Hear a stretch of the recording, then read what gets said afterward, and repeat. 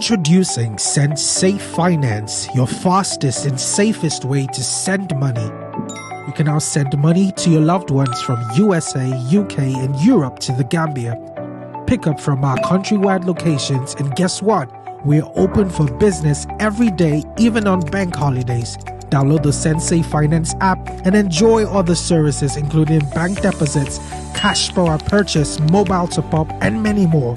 To get started, visit our Play Store and download our easy-to-use app. Available on all Android and iOS devices. CareFinder is a real estate company that focuses on property development within the Gambia. We pride ourselves with providing not just quality and durable houses, but also state-of-the-art designs tailored to our clients' tastes and expectations. Our unique experience and expertise is second to none in the industry. We are currently building and selling 3-bedroom bungalows at Sukuta Traffic Lights and Jabang. We're also building and selling 3-bedroom story buildings at Sukuta Paradise. Other sites are also in the pipeline. With CareFinder, payment options are available. With just 40% deposit, you can get your house started. For more information, contact us on 329-5188, 727-0049, 709-8418. You can also check us out on Facebook and Instagram at CareFinder. With CareFinder, you are assured of a secure investment.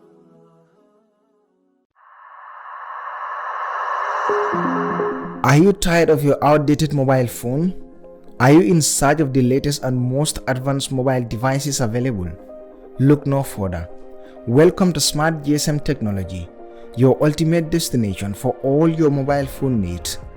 At Smart GSM Technology, we take pride in offering the widest array of cutting-edge mobile phones on the market today. Whether you are an Android enthusiast or an Apple aficionado, we have the perfect device for you. Our dedicated team of experts is here to assist you in finding the ideal device that fits your lifestyle and budget. Whether you are seeking a sleek and powerful flagship phone from leading brands like Samsung, Apple, Huawei, the latest Tecno and Itel phones, or something simpler like original Android and iPhone chargers, power banks, flat screen TVs ranging from 32 to 55 inches, and various electronics materials, we have got you covered. Looking for a budget-friendly option without sacrificing quality? We offer a wide range of affordable smartphones that still deliver outstanding performance. Are you one of those who crave innovation? Our selection includes the latest foldable phones with their futuristic designs and versatile capabilities. But it's not just about mobile phones themselves. At Smart GSM Technology, we understand the importance of accessories in enhancing your mobile experience. From stylish cases and screen protectors to wireless chargers and Bluetooth headphones, we have everything for you under one roof. And let's not forget about our exceptional customer service. Our friendly staff is always ready to assist you with any question or technical issues you may encounter. With Smart GSM Technology, you can own your dream mobile phone without breaking the bank. So why wait? Visit Smart GSM Technology today and unlock a world of possibilities with our incredible range of mobile phones. We also offer mobile phone repairs. You can find us at our main branch at Babucarr Nice Building, as well as locations in Talending, opposite Babucarr Tombonjara's compound, Latrikunda at the Bamboo Garage, and Basse beside the EcoBank. For more information, feel free to contact us at 7466-360 or 75-333-68. Smart GSM Technology, where your mobile experience begins.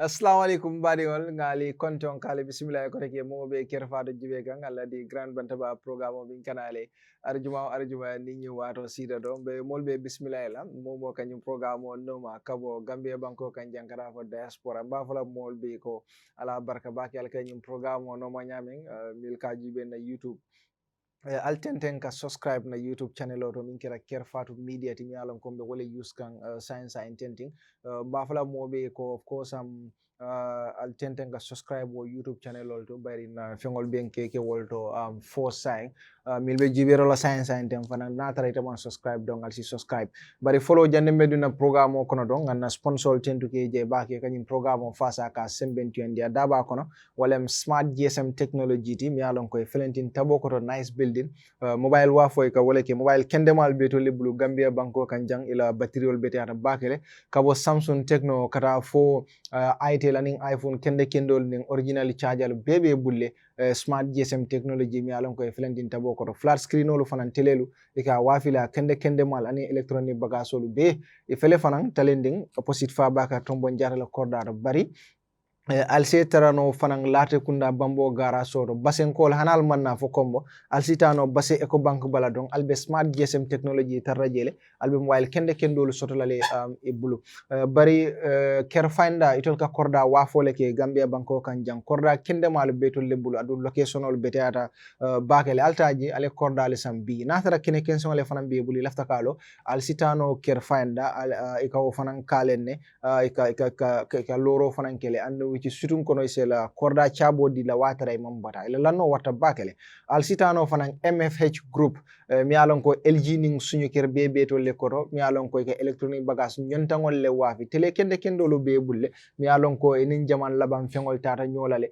anin fengo fe mi alon ko electronic lem naltara LG wala suñu ker al basot la jele etol fanan dabe compagnie kono me ñim programme fasa ka sembentu yandi nalbe ñim bagage be sanna ala la kodo sen true sense finance do nalbe kodo ñin kila ala ki through sense finance la itollem bundati mi alon ko ya soni andi baki Gambia banko kanjen sang mo jamalo ka kodo kiani wolto la ando nitata kodo kije ibukalo bayri na bundal siata le bunda kime fulay wala soto Gambia banko kanjang nitata kodo taje don bukalo kela kodota watola anum fanan ye murung sokona watola andi la hajol bukatinya ye abo fanan bondile min kera sense finance la abo dinal dunta Play Store Google Store fengo alsi download ke alsi download abo download no dame nal dunta je don al analia type sense finance abo al sa download no jele ibajela alsi credit ko nin kaspa be sanno je ngi compagnie be tentu ke jay bake kanyim programme fasa ka sembentu andi ke blodum nyim programme ko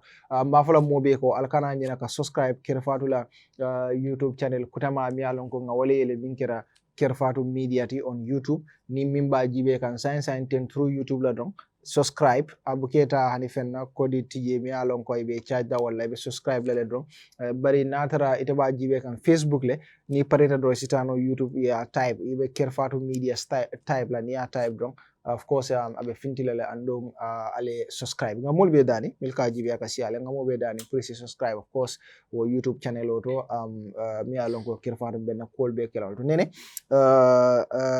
dila dalalat benen ajuma welcome. Thank you so much Bouba jërëjëf di am kontante benen yoon waat ak mbégte pour ñu waat fi benen ajuma di jox yàlla ngërëmande gi di ko sant di ko gërëm ngir moo waral ñu mun fee toog tey kon di wax ñi ñuy seetaan yëpp asalaamaaleykum wa rahmatulahi taala wa barakatuhu di wax ñëpp juma bu mubarak yal nañ indoo jàmm dégg jàmm gis jàmm di ñaan ajuma bu sell ak sellaay ajuma bi ñaan yi ñuy ñaan ci ajuma bi yëpp yal na dal ñëpp ñun ñëpp ñu bokk séddoo ko jàmm topp ñëpp di wax jërëjëf pour ñu waat fii nii di kontaan si yow tey da nga cuub nag de Bouba tey dama cuub je amna xanaa kasa moo la yóbbu Mali am na ñu toog fale kontaan si parce que kasa yu mel kasa de jaay yu mel nii buguma oo turam sax kam sos rek al kana kasa ko fo nye kasa mode al jaay kana kasa ko fo nye mbata kam sos fi la kasa jaayut cuub rek xamal ne yow sa cuub alta kam sos creation kam sos kasa ko kam sos la kay kam sos waaw dama nuru yu kasa yi kam sos kasa amul yi amu ko waaw so kon do kam sos nga man nee naa la man du ma advertise dal kam sos parce que kam sos at bañ dugaat ci beneen at ba tey kam sos doo benn nit rek la ñuy dégg kam sos na la yóbbu at least xasaa moom def ñu faj ñun exactly kasa fan la faje so man kasa lay faral mane na wo mi de mane kasa moo ñu ñëwal ñun ñëpp dëkk bi yëpp di ko waxantoo loolu moom lu óor la li ci des na xaw ma ci dara kasa xam na man xam na waaw waaye ñun luñ xam la ñoo wax Bayo Sonko ñun luñ xam man lu ma sol exactly la no problem ñun lu ñu xam luñ sol parce que man kasa moo man nata kasa moo indi yére jox ma sol waaw lu ci gannaaw na xaw ma te bëgguma koo lijjee ay false news leen di bari maa fa la jaar false news di nuyu suma brother bi Bayo nag moom tayi moom ñanta kuwol kisi lali parce que this transformation min kamije I'm loving it léegi ay kos la ni door antai dama ji si tonde bu ba xamé mo ay mo Bayo na no mo ni du ay kos la ni door my own Bayo xam na affaire fu nekk di jógee xam nga li nga mel danga koy nuru tur dafay koy borom am lay su ma ko waxee problème la de ni ko nga diaw la diaw di namo man tara jambi you know abe president Barrow la kool kang abe bisiring bari mbafula yiko mistala atata to hopefully next week he'll be here faro mi ke jang wala mu right yalam gamen boy ilam mo hey bul wax dara sa gannaawam na ko gannaawam de man lu ma wax loolu laa xam dem mu ngi toog ak gaayam am nga su toogee ak gaayam am naa leen mu ngi kani mu boolu bansan mu ngi toog ak gaayam man suma nit kenn du wax sa gannaawam di nekk di sani ay ntina mo buka koma batu wo muta wo ilafta min fola abuka for next week na be jagi ya fo ita ko fola jande anyways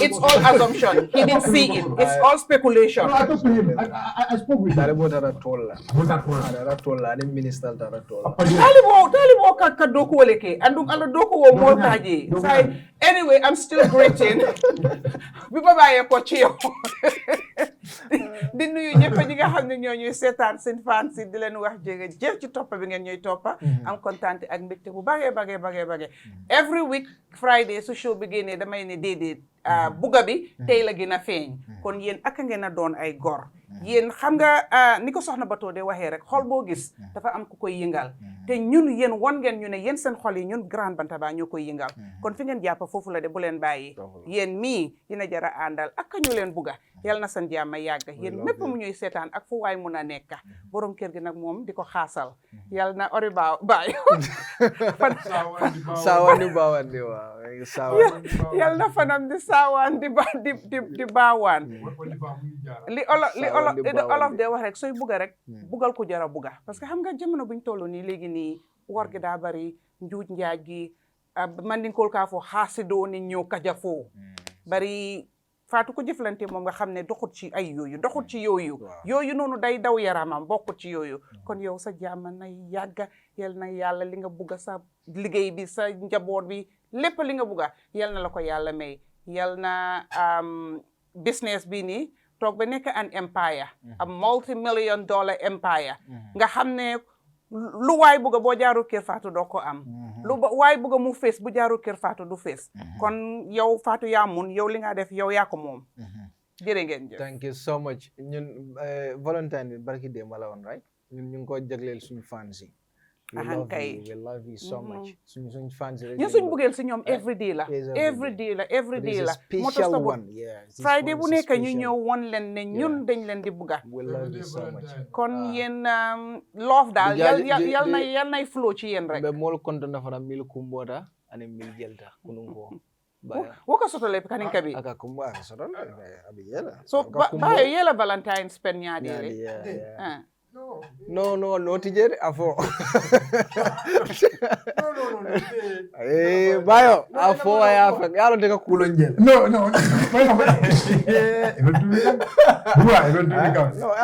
yalo ko arabalu ngon ni be nyoka arabalu ndiri be nyoka wala ngawlo yalo ko ndi sa nene ñin nga ko ya spend ñaadi le yalo ni kirata ngalo ne spend ga man lima jaxal dafa melni dafa am jigen yu nekk di loxati suma natal be yow suma bade bi ma defal ni dama jékki-jékki rek gis natal bi di feeñ Facebook are they trying to be shown you know we're just brother sister or what mënu ma understand dama jékki-jékki rek gis natal boobu dafa jox Bayo problème man maa ko mën a seede dafa jox problème bu bari loolu moo tax gisuloo léegi Bayo suñu woon nataal da nga ko dee gis sa bor daf ma dee oytu de man xam naa lu fa nekk no ba yëpp amul noo tijjee yaa fo do yow nga ne sama sister ne sama sister loolu léegi yëpp xam ne sama sister rek loolu rek la waaw suma Wednesday bi I was with Buba ñoom MC and then we have food together. That's it at the restaurant. We had fun. Yeah, we had fun together. Okay, I'll take that for you. There was nobody there. I'm a problem. You know, I'm a clean man. But it's a yellow cover. I don't left it down. We were together and everything went well, so it's okay. No, but no inflammable down. Any more in your contact. Okay, well, I'm glad you lost my Valentine. Nakala ko spend it. Yeah, how do you spend your Valentine? Okay. Nanga ñu bëgg ñu am problème nak. Talibo mama indil gift from a special person. I'm not going to reveal from who.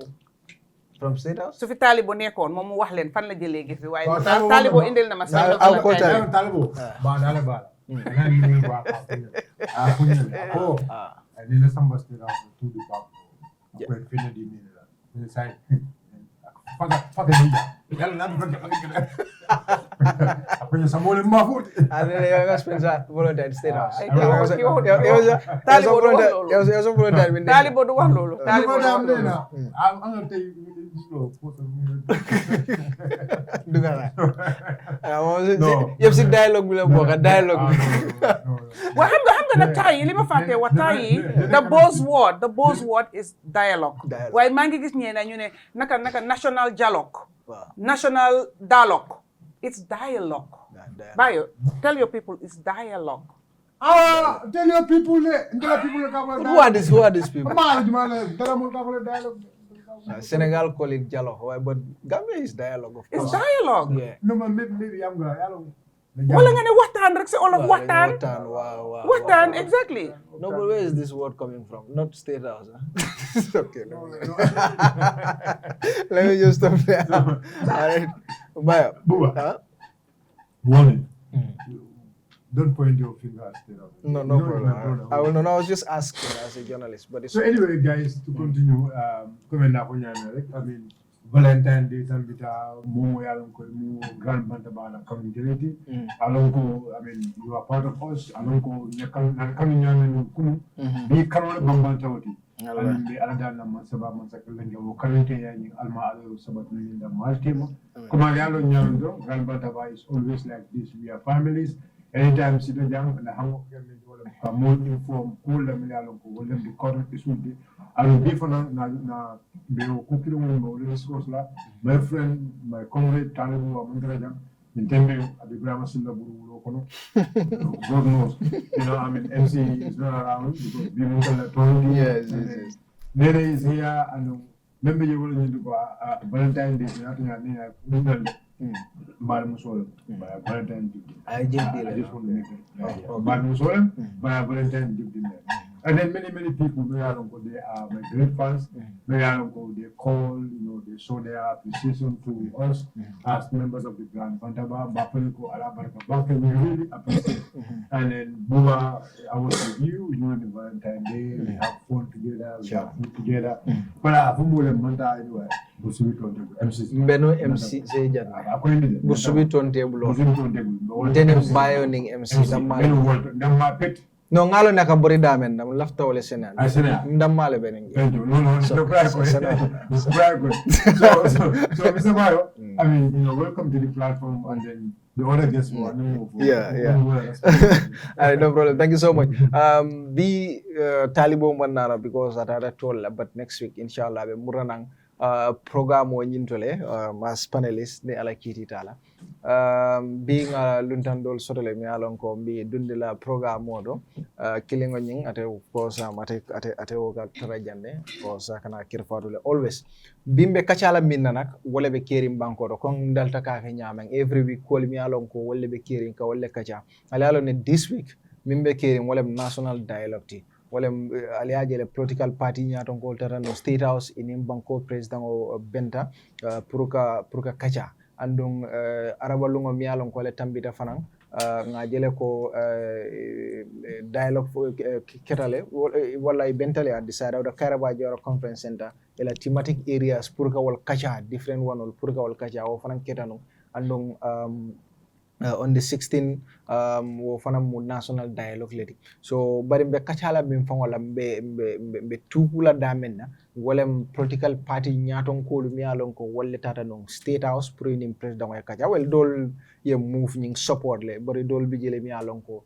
ina manta pour kaso nga mol sotole mialon ko e benun jele andu diamuta president wa nyala je daba kono wolem Yama Ceesay ti mialon ko atele mon na main gesti bi Yama Ceesay diamuta president wa ele at state house diamuta about corruption la kola mialon ko be banko african ne bari diamuta e fanan ka fay ko ay musol jube batal mi alon ko wolle be musol kan yimbe dabe kol konale mi alon ko ay afo president wa kabirata state house abota party o mindo wolem democratic party di DP dumbuyale ay nyaton ko ya bari atele tata ji of course am dumbuya to ala bari dumbuya mantra jang science and tenting atele national spokesperson atele ka diamu party o to ala bari ila grand politics fanan atele ka ke party o Gambia banko kan jang alba kan o moy la demanding of course nga Babucarr Bayo fanan soto janne ate mi representing state house wolem gapti Gambia Action Party ay wala represent nung state house ala nyaton kaya ko to min keta Musa Yali Baciliti afana mo molti mi alon ko diamuta num president way je nyimbe mo fuloleti mi alon ko ni be kacala le bi anen panelisol ka kacha about this national dialogue pour ka bondi mole nyokono anti am welcome jërëjëf Buuba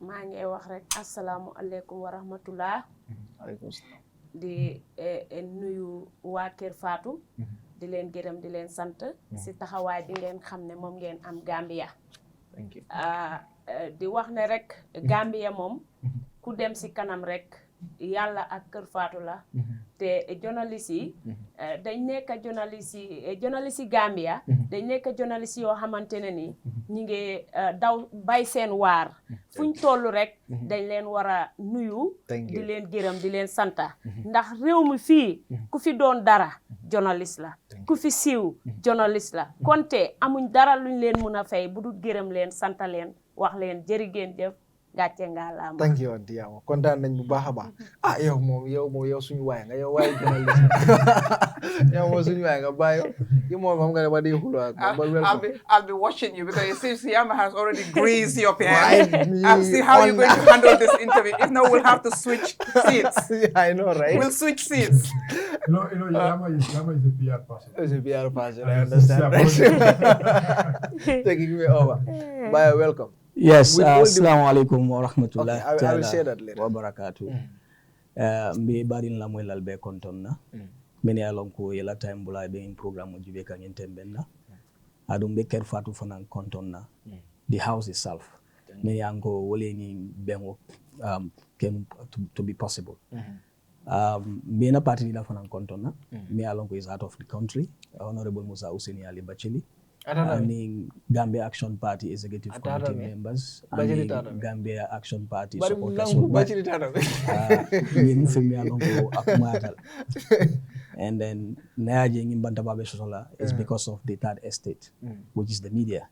And then media is a component me along Akumata back in Bankuka. Before politics to talk about contemporary issues of national concern, even for me along if the media is not there, Kibaro to Futala.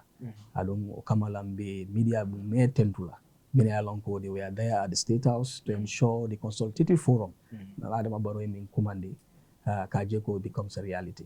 Kumya Fonyame Mbedi Amutajele in various capacities. And I spoke on behalf of the party leader and then as the deputy party leader as well. Najeloko, it is my responsibility. Kajeko Gambia Action Party Kibaro Minsoto on na Miro na Minsoto Patunin Kajeko Ngafa President Barrow. Because the convergence was geared towards that. Kajeko, whatever we are having as a state or as political parties in opposition movement, so that we can have a consensus building approach to move this country. So me bari la mwel by control koteke and then atul me along kwadum panen soloti and in na sister ken no me sirinja nene and in bayo badi aniti fanana. Assalamu alaikum wa rahmatullahi wa barakatuh. E badi wala is bayo. Yeah. Bachili is international. Yes. That doesn't answer the question. No, it's international. Bachili is global. Yeah, so but Bachili has a lot of ideas. Alma fisheries has very good ideas. Fisheries. But for my brother, I'm married for it. Yeah. Gab buka dia me ma married. I'm gonna speak Lamon. No. I listened to boy was not much elaborate. No. Amanjari nga Only the marine. Maritime education. Exactly. Just the marine can transform the Gambia. And that's true. That's true. The resources in our marine is It is in 90 days. Okay, all right. Thank you so much. And Yama, thank you. And as a party leader, you can enjoy this. Suma party leader mu ngi America dafa dem seeti njabootam bi waaye du yàgga dara mu ñëw ndax am nañ rally bi nga xam ne siyaara rally bu mag la on the 25 this month bi la rally bi te yaakaar naa mu ngi si waajaay pour ñëw atin rally bi maa ngi nuyu nag waa Democratic Party DP yëpp te di nuyu honorable Doumbouya bu baax di ko gërëm di ko santa di wax ne Gambian si nañ bàyyi xel si honorable Doumbouya because honorable Doumbouya dafa ñëw pour Gambian si ñëpp te dafa ñëw pour xeex li nga xamante ne ni moo tardeel suñu réew mi ndax réew mi bu tardé rek tribalism force corruption ñëw toppa te réew bu nekka suñ fa génnee corruption tribalism jog fa réew moomu dina dox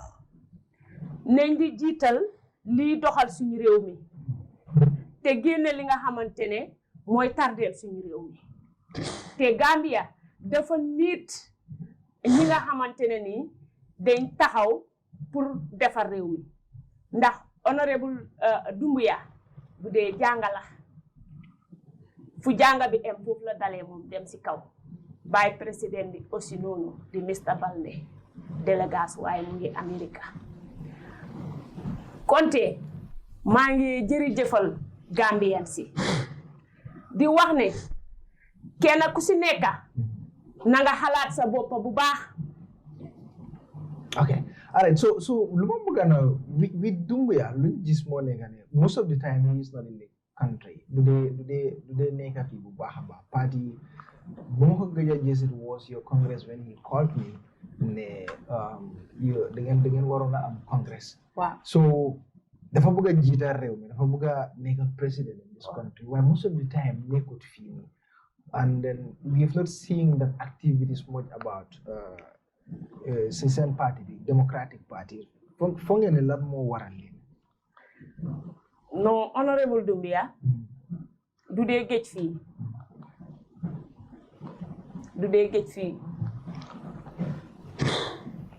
So what are some of the activities yoo xam ne Democratic Party ñu ko def? Yoo xam ne foog ngeen ne is good for this country and pour nit yi gis ne mën nañ la jox réew mi, you know, pour ngeen jël réew mi. What are the activities? Yan ngeen nekk di def?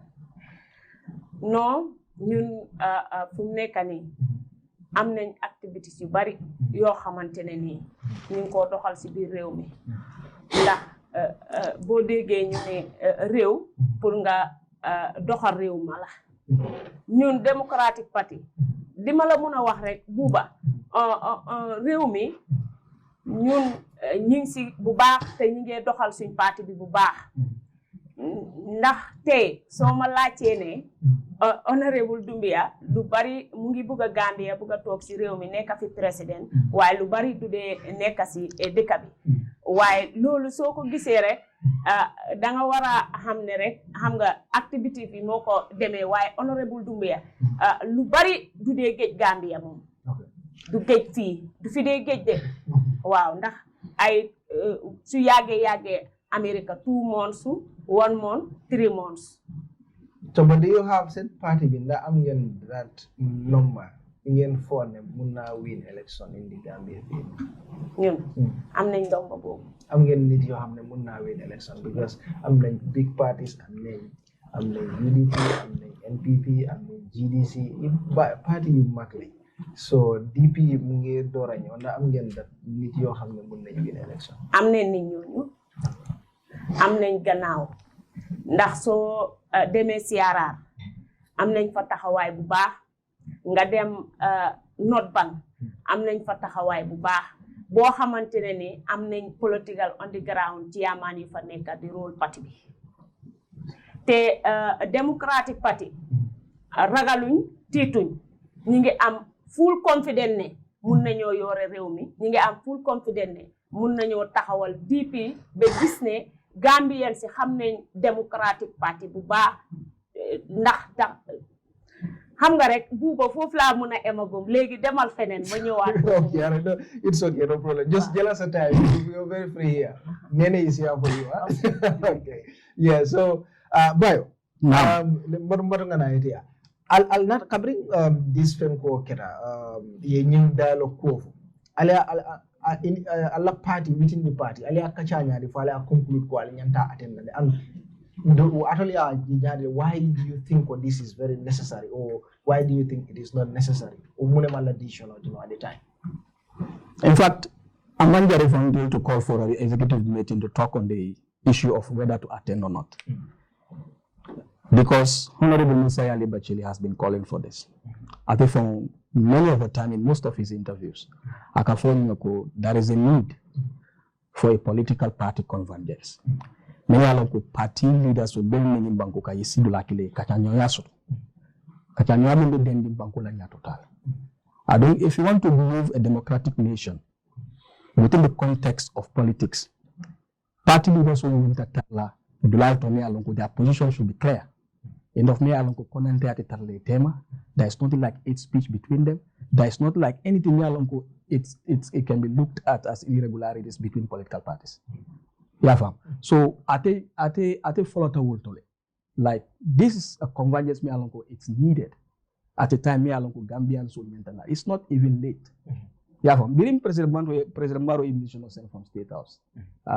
Is it Aji Bojan Sissoko?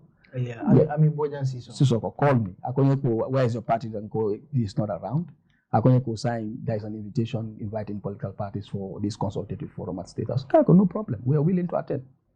There's a deputy party that I should have at least even convey a meeting, executive formal meeting, so that we can talk about this. But I just put it on the page.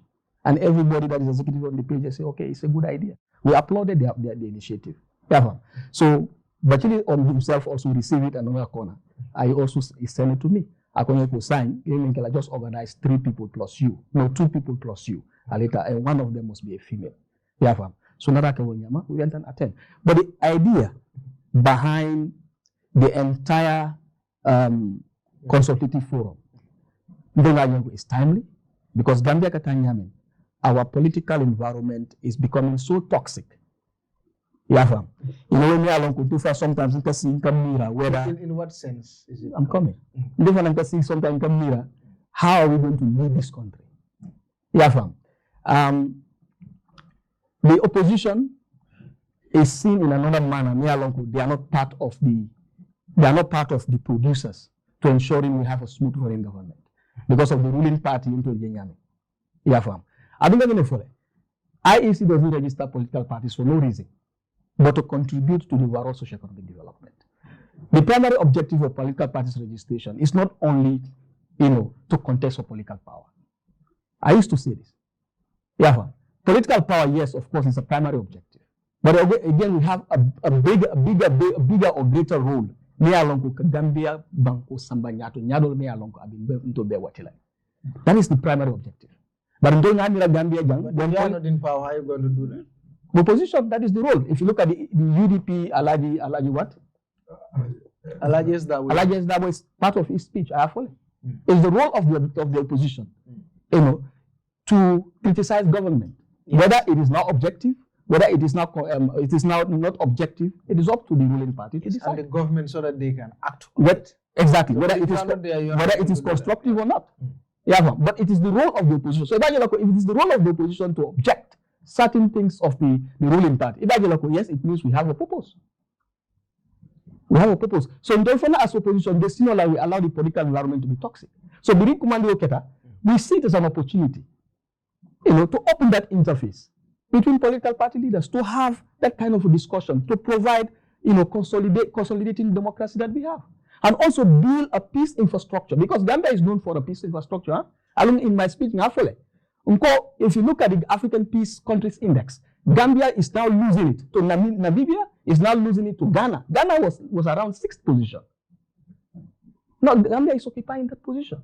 What is wrong? Remember, we have to look within some of these instruments that are there. Because when you look at the social, when you look at the SSR, the security sector, in fact, overall reforms that we needed. Nene is here. One of the contemporary issues that we have with the inter-party committee when we are trying to push the SSR. Not the SSR, when we are trying to push the legal framework. With Jonathan Goodluck, when he used to come through the help of idea. Yeah. We do not have hope anymore. A country that is still moving on the same constitution that has been here for 20-something years. But as now, as political parties, dialogue the president of Ameta Folaleko, after the Purumobe Kilinti, Almaga Kilinti, and Banco Do, we've been saying that this is not the first time, right? But Akafole, Naim Mitino Soto, he attacks people, he attacks political party leaders, he attacks other people. But as a party, for actually I feel like Jani Albita State House, you've discussed about it that, okay, this is what the president has been saying, but he acts differently. For next day I come in for, it is not necessary for us to attend this. Did you discuss about that? Yeah, we discussed about that. And the position that we had was, I'm not here just to go and attend because it's a ceremony. Because Gambia, like things like this are ceremony. But what is the way forward? Having a consultative forum with party leaders is a step on the right direction. We applaud him for the initiative. But it's time, what will be the implementation? What will be the end results? Because we have lots of commissions in this country, they are backed up by senior citizens. By the end of the day, they fail woefully because of the implementation process lacks. So therefore, we question that. And we interrogate a lot of issues at the convergence itself. Sign, start going towards the preparatory committee, whatever they prepared, and today they are having they have to call it their committees to form the resolutions, and then from on the 16th we have the national dialogue, so that we can pass all the resolutions as a nation, and then from there we will also have syndicate meeting with the regional committee members, so that to also have their input into it. But after having all that, what will be the end product? We will have a document near Lonko. It will be what fit for purpose. So these are the interrogations we make. There are a lot of documents that are not even functioning. Exactly. People talk about the Anti-Corruption Commission. Not only to pass it as a bill, but what is the criteria that encompasses the people that manages the Anti-Corruption Commission, whether they are fit for purpose. They talk of Land Commission. You need Ahmad Ba make mention of that. Now people are having problems with land issues in this country. We cannot salvage. So these are the questions that we put towards the forum. And corruption, she talks about corruption, and I was very happy she mentioned that exactly in front of the president. Yes. Before you move forward, I'm happy when you talked about the role of opposition parties in any country, in any democratic country. In the Gambia, it's a multi-party state. Exactly. But then my concern here is you have so many political parties registered. In my opinion, some of them shouldn't be called parties because they don't function as political parties, right? But I mean, if we want to go by the legality, they fit the criteria or met the requirements to be registered by the body, established to oversee that role. That is the IEC. Now they are registered their political party. Now you become a political party. What are your roles? To be the watchdog for the government, to look at the things that they're not doing right. Because as a political party, like the famous word, my neighbors always say it. Bio them. The United Democratic Party, government in waiting. Yeah. Right? A party is government in waiting. Yeah. A government in waiting is like a shadow government to the democratic elected government in place that is tasked with running the affairs of a country. Now, your actions should not differ a lot with, what the correct way of governance should be. Because the reason why you are not part of the government is because there are certain things you feel you don't agree with, are not in line with your own values or principles or beliefs or ideologies, and you're not with the current government. So you are out there thinking, okay, you're not doing it the way you're supposed to do it, and now I know how to do it better, and if I am put there, I will do it better. And that's what you need to also demonstrate even before you become the government, exactly. In power. But do we see that happening with the political parties that we have existing, the 19 political parties, the government inclusive? Do we see that? I question that. My concern is that we talk about political party. I mean, on Monday, at the dialogue, we saw 19 political parties represented, right? After Monday, how many of them did we hear even grant an interview to the media to talk about, elaborate more on the issues that were discussed, or to talk about the things that they would have loved to talk about, but they did not have the chance to talk about because they were given 5 minutes. Even though the likes of Amadba and Henry Gomez went way beyond 5 minutes, 10, 15 minutes, 20 minutes, right? Which was not even fair in the first place. Of course. But are you surprised? Are you surprised? And go for 20 are you minutes. surprised? I'm not. I mean, I was not surprised. But that's what I'm talking about. How many of them did we see, right? I mean, my sister here, Yama, yaga na deguma DP bekarok binga joge pour wax. At first, because I was looking for Dumbuya, I was like, okay, he's not there. Until when you started talking the name tag, I said, okay, they are represented, but Dumbuya is not there. Parce que man, how ma kanya gis Dumbuya or anybody from DP talk to media or organize an event, a program, anything that has to do with national discourse or interest. For one man am a government in waiting, suma ñëwé li lay continuer pour def ou pour def lo xamné nit ñi dinañ gis né ñi dé jar nañu yaakar, jar nañu óolu parce que ñu ko def tanka nekkul to kon suñ leen joxé chance bi dinañ ko def. So most of the political party, Henry Gomez, apart from seeing Henry Gomez in State House, you don't see anything that the GPDP, not a party, GPDP does outside of the alliance of Barrow. You don't see it. The NUP. Nope. I haven't heard from those people in a long time. Exactly. I haven't heard from in a long time. Bibi Dabo. I met up with him in a flight. Apart from that, I have even forgotten that. What's the name of the party? GFA exists. Gambia for all. Gambia Football Association. The Jang guy. The Jang. What's the name of the party? Yeah, Jang is now Mr. Gay is now the party leader. But what is their party? You see? This was investing. No, it's not investing. Who forgets MPP? Nobody. No, not MPP. It's just. Who will forget? I know the party they're talking about. Who will forget Doi? Nobody. APP. It's APP. APP. There you go. APP. Dialogue with Monday. Someone has given us APP for a long time because I haven't seen a trace of them doing anything that has to do with the people, their lives and livelihood. Is that what political parties are supposed to do? No. At all. No. So when are we going to ask the citizens, put a stop to it and say, you know what, we're not going to deal with you because you're not here to serve the interests of the people. Because you only talk when relevance and prominence is given to you, whether you are the party or the representative.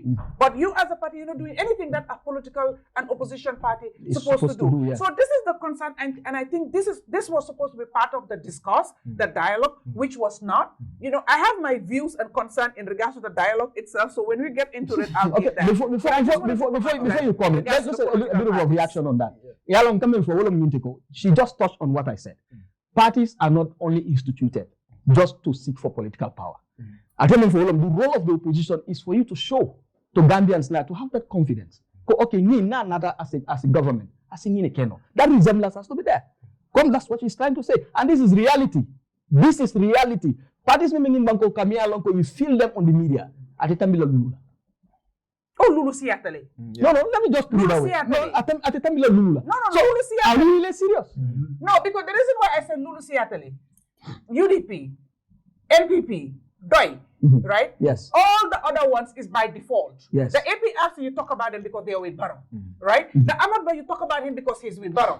Henry Gomez is because with Barrow. No, Gab is always on the media. Gab. Well, actually also. Okay. We are always on the media. We are always playing our role as an opposition. Okay, hold on.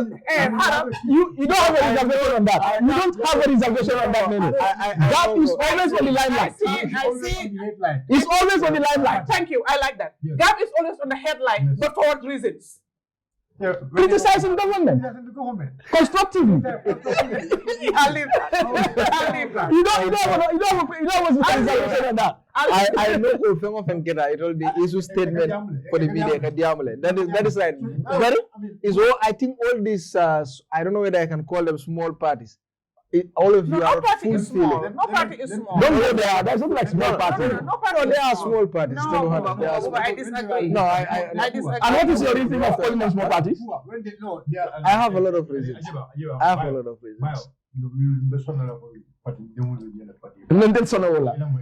And I agree with you. But believe it will party balem. Ya tandinya yemuneke. Okay. You have to look at numbers. You look at numbers during elections. Which numbers? Numbers. Election numbers. But election is a cycle. Election is not election is a cycle. It's not a cycle. It's a cycle. It's a cycle. No. What I'm saying is a complete cycle. When you conduct elections, let's agree on that. Election is a cycle or not? No. The point I just agree is a cycle. It's a cycle. He doesn't have to agree, but that's the reality. It's a cycle. What I just want to tell you here, if you could have party ball monsoto. Party ball monsoto. Party will be a deputy table. But in that means, but when they call for dialogue, they call. You don't have a deputy, you don't have a councillor. Exactly. Important. Yes, exactly. And when there is election, the party bar can go party dimol, kafona. So-called party mule. If you don't have anything, why are they? Then what I want to put across. I disagree. Okay. To be fair, completely disagree. Let me come in here. So, Bua, the left men for the role in the with due respect to all parties, I believe for party when they cut a IEC, there is a number me along Lua will be called. So, because of your somebody. You are a political party. But for us, you know, party will find our party will find symbol. Okay, okay. So then tell a point for Mindy. It's not about the big ones. Left time for a whole Mindy. Yes, Nene Mimfo is right that political party Jamal Mbuke Mai. Under the new for Hani Mantraje Gap, Dabe party Colonel Mialonko, Fengo Fenketa. It's a statement of Bondile. It's either Bachilia or ETA Senya for publication. I fully agree. And don't you book publish? No. That is another discussion. It has gone beyond just writing a statement. A statement does not do anything just for let me people. Come on. Now, the problem with the parties is a lot of responsibilities just for talking. It's not even just for calling for press conferences and press releases. There are other responsibilities Al-Mantra fulfill. Parties are aware. They agree. So, compared to other bigger parties, what I mean by bigger parties is milibela responsibility, linyanta bureau sotola dame, linyanta structural sotola dame, and everything like NPP, UDP, GDC. You people did not have that. Ola nanko, there are bigger parties and there are smaller parties because it's compulsory for every party to have a bureau in Banjul. But and I can tell you, but this is less than five political parties. There is an institution that is responsible for this. That is compulsory. All the 19 political parties are still stable. The IEC has the role to vet. The law is very clear about this. No, but our provision is not there. In my speech, I put a blame on the IP and the IEC. Yeah, in the role, it is to ensure parties may along they are not fulfilling what they're supposed to do. The law is very clear about it. You know what you're supposed to do. Why are you not fulfilling it? Who told you I'm not fulfilling it? So they got I since you are implement enforce. Yeah. God don't exist there. No, that will exist. Of course it will exist. In terms of bureaus. They have a bureau. No, have a bureau. Bayo has a bureau. Bayo will exist. Will exist. See, you muna do suma dina ne. Understand? I is so you don't tay ni unannounced. Them the part of inspection. FDP, UDP, doy. Regla muna voucher. You might be surprised those ones one will be faulty. No, you can be surprised. GDC. Man, a voucher GDC have lost it. No, but they have their. Anyway, let us not go into that. But it's the role and responsibility of the electoral commission to ensure let it be in place. That's true. They're supposed to do it. Exactly. Because at the end, in terms of that, they're the watchdog. Exactly. They're not doing it. Exactly. All of them want to boku machi mogen du man kena. Yo, ham galanga wara def. Da ñu set la nda setuñ la defal li nga wara def. Wow. Exactly. Xaar ku ñew set la ne la li nga wara def defulo ko def ko. Exactly. What ka demé nonu. So that is not an excuse. But that is why the laws are also there. To safeguard. It's clear what you need to do. Exactly. Just do it. Yes, that is why also the laws are there to safeguard. Because if you don't do what is right, you can be reprimanded. No, I think Banco Dingulu, the citizen soul, we have to be aware now. Kalonko, Patio Milia Lonko, Beloka Banco Kanjang, a mantra kela, even ila Lua starts old Milfanko Banco and the mantra will bunya, a mantra will fulfill. Ete nana moe patiolo, I didn't know I samana, I go in Neka at the end of it. Amari na ko the join the masakunda ka or the party card na ka just for the purpose of what ate yake minister ate yake ambassador at the end of it not a drop that party is not going to be operational. How many party leaders today many alonko they are party leaders ya party lo ni banko kanjang and at the end of it during election of sita jang neje be ka futa baroma at the end of it you don't get ambassador ka be ka ambassador they right because I resigned from my party. But don't fanang kafu opposition party la election time. Mambala wala ani no mambala wala bon quand même fo wala nyindiko Gambian ko nyanta kam na miro nyanta miro sa. Kafu opposition for the same purpose. They will tell you they will have an agreement. If you win, it's all that. So this is why it's the most lucrative job right now. It's the easiest to rise. That's why UDP as a political party, I can tell you for free. During the last election, all those who join us, you understand, that we make sure such kind of agreement is more signed between us and them. You will only join us because of our policy. Because of the policy. Nobody told me more join more to general alonko asafoko I told condition kafoko ninga aloni palaso. Let's but the GFA okay. They joined. There was an agreement signed, yes. Right? Which other party joined you guys? No, it is this guy. Is it Mary Jones? Marisok was independent, right? Marisok was independent. It was only she was also disqualified. The agreement between us and GFF. That's what I'm telling you. GFA. Gambia for all. The agreement between us and them was not about procedure. It was about this code. The journal we are only joining you people to make campaign with us based on our policies. That was all. That was nobody among the multi-year because look at that. When you see that as a party, now understand I mean, those kind of coalition or some of the way into left like a banco those parties may ben you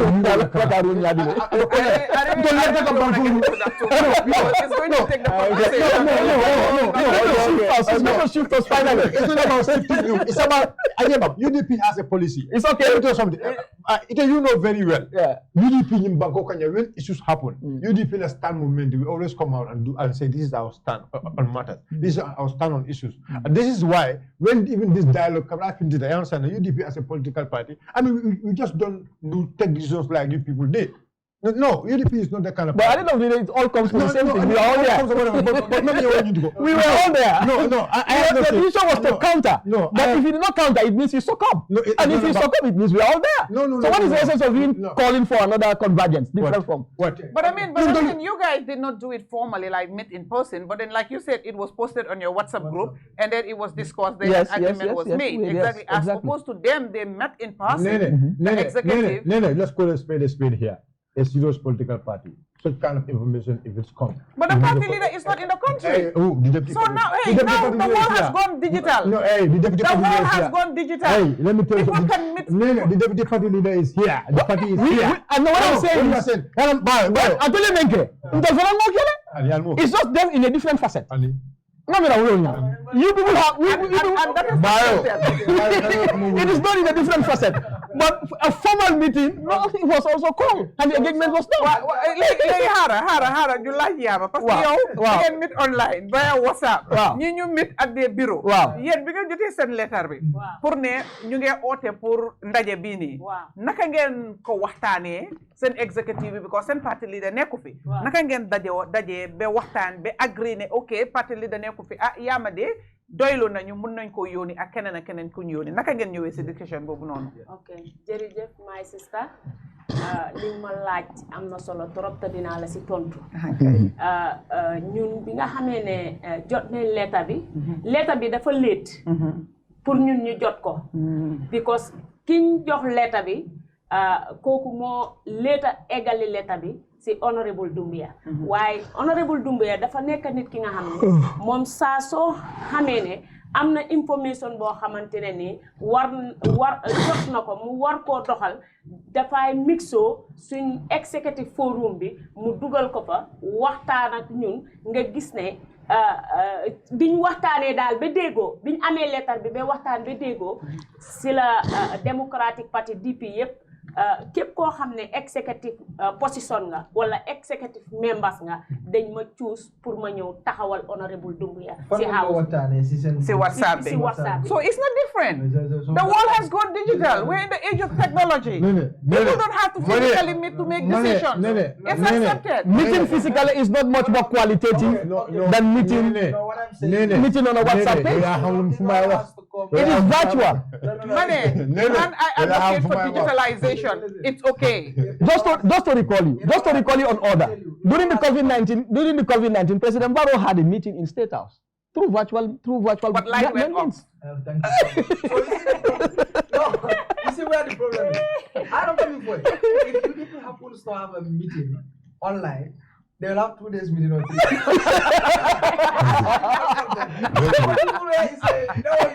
No. The meeting of the UDP is just the executive. No, it's the executive. It's just the executive. No. And you cannot say the executive committee of UDP is bigger than that of GAP. I disagree. No, I disagree. Because most of the positions that you are having, we also have the same position in our party. Do you have 2 deputy party leaders? Do you have 2 deputy party leaders? No, we don't have 2. Do you have 2 secretary generals? No. Do you have two political managers? You don't have them. It's the same position we all are having. So your executive is not bigger than us. All those positions you are saying, yes, yes, will be, those are all scams. You don't want to do that. So they're all scams. Executive membership bi ñepp fa nekkon Yankuba ba tek dafa tukki mu ngi fi dëkk dafa tukki ma rek Yankuba dafa tukki woon. No, Yankuba was out for a mission. Okay, exactly. So nakalam join a meeting, mina join not at all. No, Yankuba was not at the meeting. Okay, join not at all. So there is no other executive member who is not I know Rahim Malik Law is not in town. Yeah. Fatuki. So what I join online la more join. It's accepted. Who else? Which executive member also? You have an executive member. So Hana said executive member. You make a diaspora. So let me executive meeting. Hana guy doing their join. No. What I'm just saying here. Then they join. They do their join. No. Because the executive member. UDP man, the point I just want to make. You cannot be different. You cannot be different. In terms of making decisions, there are some certain decisions. Certain things. They do have a virtual meeting in some of those ones. But such kind of decision, Mayor Alongo, UDP as a party, political party, Mayor Alongo is representing the masses. Until they will on virtual. So we must make sure no, but there are some who are not in the country and they can join virtually. Certain decision is only the local executive. No, it's not about on the ground. It's not make a decision. It's not about that. I am telling you, UDP, whatever decision they make as an executive body, more in the mayor. Look, those who are in the diaspora, they have their diaspora. They have their diaspora. But then there are people who are part of the national executive. Those who are part of the national executive, whatever they do, they must make sure. They always make sure that the diaspora also give their contribution. How do they give their contribution? But what is important they come here? to town. They come in the country. No. Okay, Okay, the conversation is it's subdued already in another way. It's about seriousness here. I am telling you, a serious political party. So when you are saying, what are you trying to denote? I just want to. But what are you trying to denote? You need to call political parties are not serious. You need to call a face to face. You need to call a face to face executive meeting. But I'm making such decisions. But actually, but the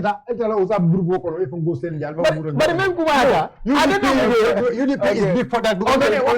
Every member of the executive party, every member of the executive party, you understand that you must consult your people. Okay, you must consult your team, and what your team told you, if you ask on the meeting, and you make sure you told that in the meeting. You're for meeting. It's okay. It's okay. That's what I want. I told the party more. Okay.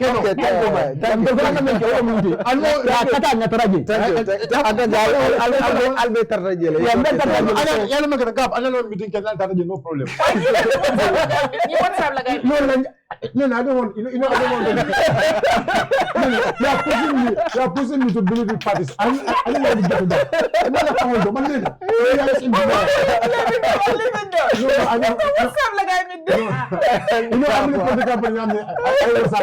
I'm some of them are not even was up there. Some of them are just like don't let me move. There are other political parties. I am telling you.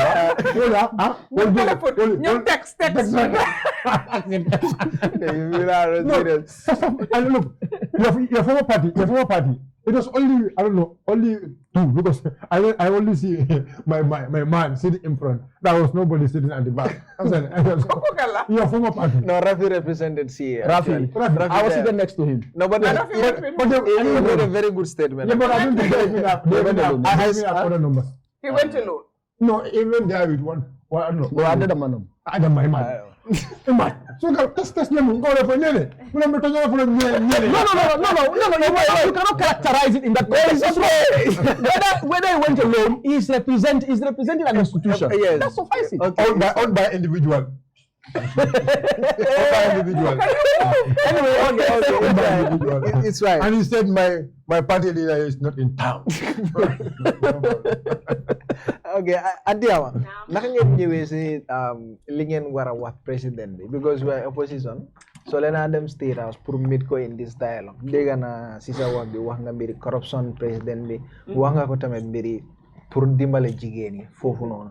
Naka ngeen ñëwé to that conclusion and lan mo wara ngeen foog ne corruption mo ci dëkk bi ak jigéen yi nekkuñ di am dimbal. Dama ko gis naa ne dëkk bi doxut ni mu war a doxee te ñu nekkoon foofu yëpp di parti leader yi li ñu war a wax président Barrow waxuñ loolu foofu keroog politique warut fa woon a feeñ dañ waroon a waxee ci mbiri dëkk bi naka la dëkk bi di doxee ak lan la dëkk bi lan lañ war a jaakaarleeg président Barrow wax ko ba président Barrow meet changes seet lan la war a def ba xeex li nga xamante ne mooy jafe-jafe yi si dëkk bi waaye li ma gisoon keroog lu bari gars yi seen waxtaan yi English lañ ko waxuñ ko si kàllaama olof te man olof laa dégga su fekkoon ne dañ ko doon wax si kàllaama olof lu bari dinaa si doon mun a tontu bi ma taxawee di wax wante man action bi ma gisuma ne ñii day ñëw pour def dialogue bi mu dem turu ñu mun a jàkkaarloo président Adama Barrow wax ko yëngu-yëngu yi am ci dëkk bi ak jafe-jafe yi am ci dëkk bi man gisuma loolu ci sama jàngat xaw ma ndax so da nga gis politics moo fa nekkoon politique mu fa kon ñan ñoo isi politique foofu nga foog first honorable Ahmad Bah So waxam gis nga si politique. waxam gis naa si politique. Then second ak second. Gis naa si kii tamit Henry Gomez. Gomez. wax na si politique tamit. ma gis ne honorable Mama Kandeh tam. Kandeh tamit dafa ñëw si politique. dafa ñëw si politique. li waroon a wax yépp nekkul ne dañ ko wax foofu noonu. moo tax man tam li ma si jot a xam ma doxalee noonu si kanam président bi. because nit soo ko buggee danga koy wax luy dimbale dëkk bi ak li nga xam ne mooy yóbbu dëkk bi si kanam. te ñun Gambien si dafa am lu ñoo demee du noonu. man su ma gisee loo xamante ne nii lii dañ ko war a doxal dëkk bi dem ñu wax si loolu waaye yow dangay gis loo xamante ne nii mu ngi yaaxa dëkk bi yow doo ko wax président Adama Barrow de yow danga ko nëbba pour sa yow opposition nga already foog nga ne lii soo ko waxee Adama Barrow sax mu doxalee nii next election moom mooy win mbir mi yàlla moo fa nekka buñ xeeb kenn buñ jël suñu réew mi ñu foyee ko Gambia dafa nekk dëkk boo xam ne dëkk bu neex la dëkk bu dal la dëkk boo xam ne dëkk bu neex a defar la léegi nag yow nga am sa maanaam dëkk defar ko nekkut pour poos nga am xaalis def si dëkk bi loolu taxul dëkk bi defar dangay gis li nga xam ne loolu moo yàq dëkk bi yow nga ñëw ci wax ci def si jéego ba gis ne loolu noonu solfu na loolu mooy dimbale sa dëkk bi so yow nga foog ne na dialogue bi yéen yëpp dem ngeen wax foofu noonu ndax foog nga ne dina am njëriñ si within yéen seen politicien yu fa nekkoon ak si dëkk bi ndax foog nga ne na si am njëriñ bi du bari de su dee dina am tamit njëriñ bi du bari because ci suma fa dara loo xamante ne ni wax nañ ko fa pour ñu mun a am njëriñ si yow daal dama la bëgg a laaj dara am nga yow si sa wax nga ne corruption dafa bari si dëkk bi waaw suñu war a wax corruption xam nga dama bëgg pour nga dimbal yow dina ngay xam ne corruption mu ngi xew ndax government lu ñu doxalee mbiri xaalis o si seen liggéeykaay o si naka la ñuy joxe contrat dama bëgg pour nga mën a ñu wax daal suñu waxee corruption am na sax corruption yow seen parti lan ngeen understand lan mooy corruption lu ma understand corruption first of all li corruption mooy li nga xamante ne nii yow gis nga ko si dëkk bi nga war koo wax te waxula ko foofu corruption dooree na fi foofu la dooree second yow nga nekk si gannaaw yi président bi nga gis ne dëgga lii doxut yow ragal nga ne soo waxee loolu noonu président Adama Barrow daf koy gisee ne yow danga koo xeex du noonu loolu tam corruption la loo gis loo xamante ne nii doxalu dëkk bi danga ko war a wax dëkk bi dox bul dee jiital sa intérêt bàyyi dëgg ci gannaaw dëgg moo war a jiitu self intérêt ñëw teg waaye su intérêt jiitoo rek dëgg bi dootu feeñ dañ war a taxaw si loolu tamit si corruption loolu is very important but Bayo jannim bina na moliyaw this discussion at State House do you think ko abe nafa sotolale within within State House? Yeah, just like I said, we interrogated the purpose itself. Bao, kujamale jengi banku kami along kamantano. Na adatiku, by the end of the day, abukala banku. So these are the issues, these are the concerns some of us raise. Whether after passing this resolution, because they have thematic areas, political environment, how to call it, they have about six thematic areas. And so these areas, inclusivity, but like after completing these sessions, going down to the regions, having this resolution passed, the implementation after doing all this, not the implementation of Mankeno, so I get Nafale, I'm not Jerry. Nafatala, I don't, the sister coming for maybe Malong for come for Nyame she doesn't understand the context. Maybe it's the way the languages are said, but politics, Aketa Jelebari, Ntefe Amansia, because even Mama Kanda coming for, he said something very, very peculiar, and it's pertinent. Ako, which is a constitutional mandate given to the president to have a tour every year. Within this tour, Yeah, fam. I think all parties in this country, they are here. They should be represented by their party leaders within that tour. Meet the people tour. And this is something that people are saying that tour is expensive. No. If you are adding party leaders to that tour, you have ministers, you have political. If country is going, you cut down the expenditures. No, we talk about resource mobilization and how can we harness that? The thing is, in a way, you know, I when I had that, you know, I was like, that will require new talk, like draw up, you know, map out a strategy and how to go about it. Exactly. But first of all, there must be agreeing the objective is unison, is one. Because president betobi more than no, it's mostly interest of mom as a president. Yeah, the mandate understand. Wow. That lolo interest the interest in party leader sila. Most likely not. No, but it's the interest of the nation. So mota he deglu malaware. Mota he dina ba pour ñu talk ñu waxtane ko. You agree okay, this is a constitutional mandated tour. And now we're trying to redefine it. Yes. And then the objective has to be Gambia. The interest of the people, the interest of them, listen bebet, ñu d'accord ko ñoom as leaders, regardless of kan monica president and kan mo joge ben party. The interest must be one. Okay. Are they able to achieve that, to agree on that? Okay. Most likely not. No, but the chances are very slim. You don't need, how many ministers do we have? 19 or 21. You don't need 21 or 27 ministers to follow the president to go to the tour.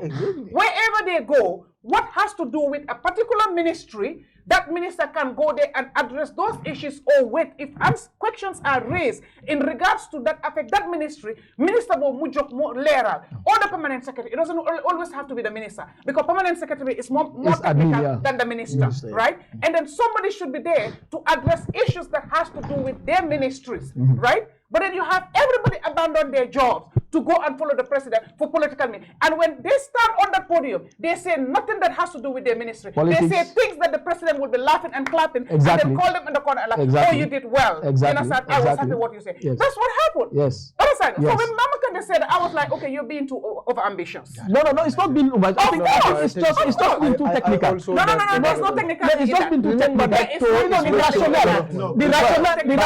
rationale behind what he said, to me, I buy the idea. Bayo, let me tell you one thing here. You know, Mama yo fully. I'm Mama yo fully. But now, coming like the coming forward. Look at that. I mean, President will be Masakunda. President is using the state resources. The president is using the state resources now. And then now 30 million is increased. 30 million, yes. As a last sitting. Project okay. Normally, meet the people's store. The president go and open projects and orders. You understand? The president go and tell people go.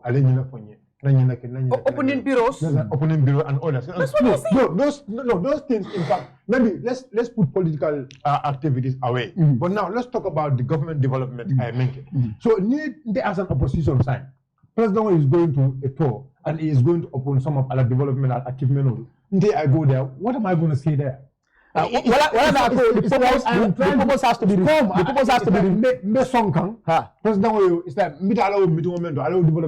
I'm just going there. But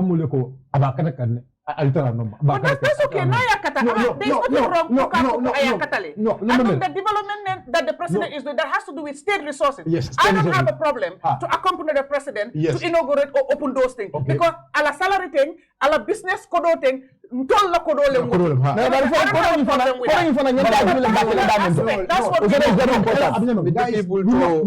you must understand one thing. Anytime the president moves, as far as he's in a political party, if he's an independent president, he doesn't align himself to any political party.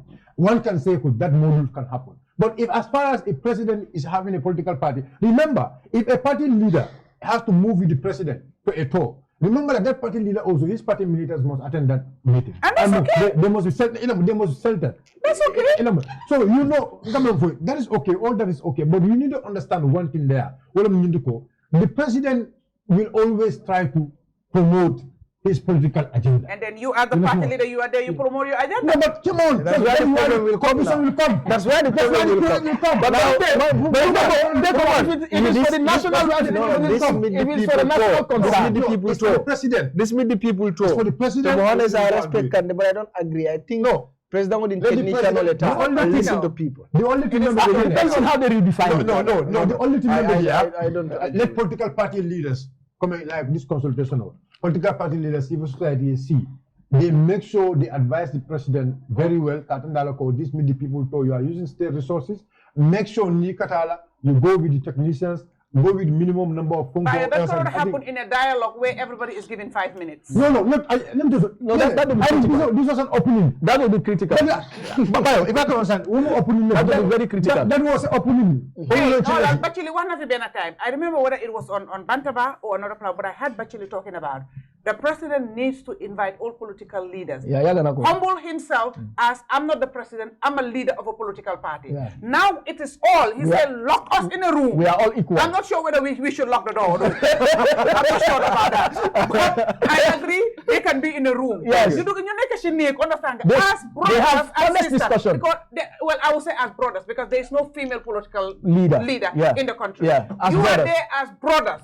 Right? Yes. No president, no nothing. We talk about our parties, how we drive it, and then the convergent point is the interest of the Gambia. Because man, as a political party leader, what I need to do as my party and my party supporters to make sure that we drive the agenda of the Gambia. Everybody drives, we meet at the forefront. And every other Gambian now see themselves in that forefront. In that point. Exactly. That's what needs to happen. But then what I saw on Monday, honestly, was a different one. Did they serve you food or water or whatever? Yes, they gave snacks. They gave snacks. It was waste of state resources. It was all about PR. It was waste of state resources. It was all about PR. A lot of money. I'm sure you know snacks normally. I was not even expecting normally a snack pack. They would just come. No matter how expensive it is, it's 150, 200, 250. I'm sure if you look at the procurement, that one, a pack of snack would be $1,000. Or even more than that.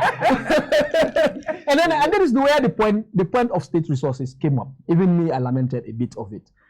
Looking at the embassies that we have, I'm not saying there are certain countries that we don't have consulars, we will not have embassies. But again, looking at the management of the state resources that we are supposed to consolidate, I think to me it is cumbersome. To a point where we are expending too much than what we can cater for. Bibi mentioned that. I also mentioned the same thing. And then looking into the issue of employment, then we are talking about visas and visa insurance of embassies, especially embassies that are in the Gambia. We find out that not many embassies are in the Gambia, not residing in the Gambia. So if you want to do your visa thing and visa applications, you have to go all the way to Dakar. Some people have places to sleep in Dakar. Embassy that issues visa in the country is American Embassy. Embassy. US Embassy. No other country. Turkey, yes, Turkey also. Turkey, okay. China. Well, China. No, China. No, let's forget about China. No, they do here. People are going to business. Dubai and others. Those people, they have sticker visa. They don't have sticker visas. They just give you authorization. American Embassy. Now, when you apply for a visa, you have 1 year or 6 months appointment. Wait. Right now is what? February. February. If you apply right now, your appointment might be in August or October. Exactly. Because I'm even trying to make an appointment for a visa renewal. You don't and they are giving you 2 months ahead. This embassy school. Passport. For a different time. So I just want to build something about the embassy school. No, just let me just conclude. Can you allow him to conclude? Yes. No, for people to understand. Okay. No, I mean for him to conclude his point, then you take off. Okay, fine. Okay, so Ibajoloko, if we are talking about how we can harness the little resources we have, Ibajoloko, there will be no point for us government to expand on all these embassies around the world. They show that proximity to President Barrow. At the end of the day, I keep killing Tomondre, I have Fedul Adoto. Just for him to have something to eat or something to get or to benefit from the consolidated revenue fund, which is not genuine and fair. So we are actually critical about the way we harness the resources we have in this country. Everybody in this country, I've been told wasalale. But the way it is going, it is wrong. So some of these issues, so that we can talk about them. So now the problem is whether they are going to take them serious or not. It is not our responsibility anymore, because we are there to ensure some of these things are exposed. Issue of resources is key. It's really, really key. Because even the presidential tour we are talking about here, increased to $30 million. That is quite too expensive. But who's talking about it? That is quite too expensive. Who's talking about it? Look at the Land Commission bill in Parliament is still languishing there. People the rent commission bill is also languishing there. These are things me along code. Even the National Assembly is also not helping. Their oversight functions towards the executive is also lacking. And in Afolege, and if I look at this National Assembly members, me along code, they are sitting based on political political lines. But that's why Bayo, political party like GAB, you guys need to be contesting for those councillorship, National Assembly. All you're thinking about presidency. That's not the only play. Now, I think you having to sit here, your party having to sit here and criticize the National Assembly. Don't do it. You understand? Don't do it. Allow them. Criticize the president because that's what you're eyeing. No, but also they have a function for National Assembly. Yes. If you contest for councillorship, chairmanship, and whatever, whether you get it or not, at least you know that you are in that place. You realize the concern, you notice it, and you're trying to also you are right, 100% and right. make the change. You are 100% right. We will contest, inshallah. We will contest, inshallah. Okay. But anyway, you see, this still the state of affairs. Why would you be criticizing them? We will criticize because it's part of the state of affairs. Senegal, yeah? One thing I respect in their Fongodo, you understand? In assembly. In presidential election process, yeah? Like, you will not get nomination. Like, you must have at least a mayor Lonko, be endorsed. At least one of the mayors must endorse you. A number of councillors must endorse you. So like number of MPs. Number of MPs. Endorse you. So you see, that makes cool. I mean, political party serious no sort of bank. But process nothing. Two political parties will have two political parties. If it's about party, but speaking now, Anyanta kela wala nyama. Gambian ko liye daha. You're being too selfish now. No, that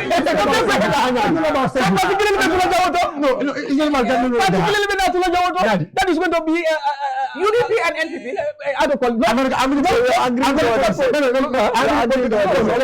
How many political parties? First of all, the electoral laws in America, are they not moving? Yes, they're moving. The Democrats. So Democrats and Republicans. Simple. So we can have the same thing here. Other colleagues will even have one. So okay, now I ask the question. Wait. Okay, let's say we agree for benefit of this conversation, right? Discussion. Okay. Now we agree. Okay, two parties, right? Who are going to be those two parties in the Gambia? Okay. Yes, those two parties in the Gambia. Let's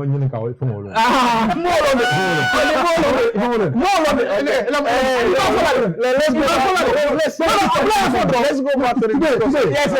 It should be the ruling government and the biggest opposition party. Call their names. Okay, fine. The ruling government is one. The biggest opposition party is who? And you saying that to be UDP. Yes. Okay, so now that is only two. Yes. Now remaining 17 political parties. Yes. How about if all those 17 political parties now come and become one? Who now is the biggest here?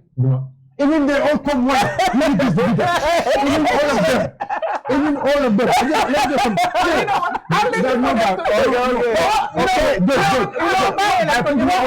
What I can understand. The biggest. Okay. The biggest. Then you know all of But I think I don't mean Jabilan was simple.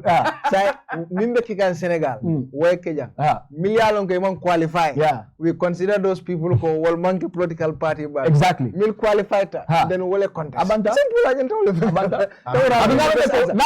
Endorsing political parties in Bank cannot exactly. So, yeah, endorsing, right? They will endorse. What parties will endorse? No, but not neo-natija, system of natija.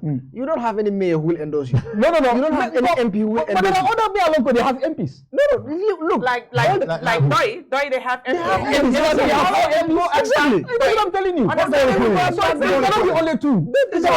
I am not saying only two. Come and follow. Yes, go ahead.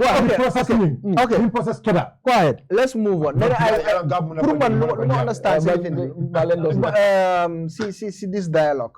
The most important point you have raised it there. I want us to come there. That is about these international appointments with these embassies. You have the Bibi Lalna, which was very, very important. And also about the tribalism part of it. How do we remove it? And also between President Barrow and Dabo. This is an issue you have. I think if they are able to come together, I think Alaji is Dabo. And also she talked about corruption. And she talked about our resources. So these are the most important points for me. These are the most important points that they were mentioned there. Anyway, Mbaro said politics is a game. so then how do you see this national dialogue with what was raised? Oh, you're talking to me? I'm talking to you. Okay, man, suma gis first of all, I wish I could have said this in English, but because of she's here, I'll try to ma wax ci Wolof. Suma gis mooy ne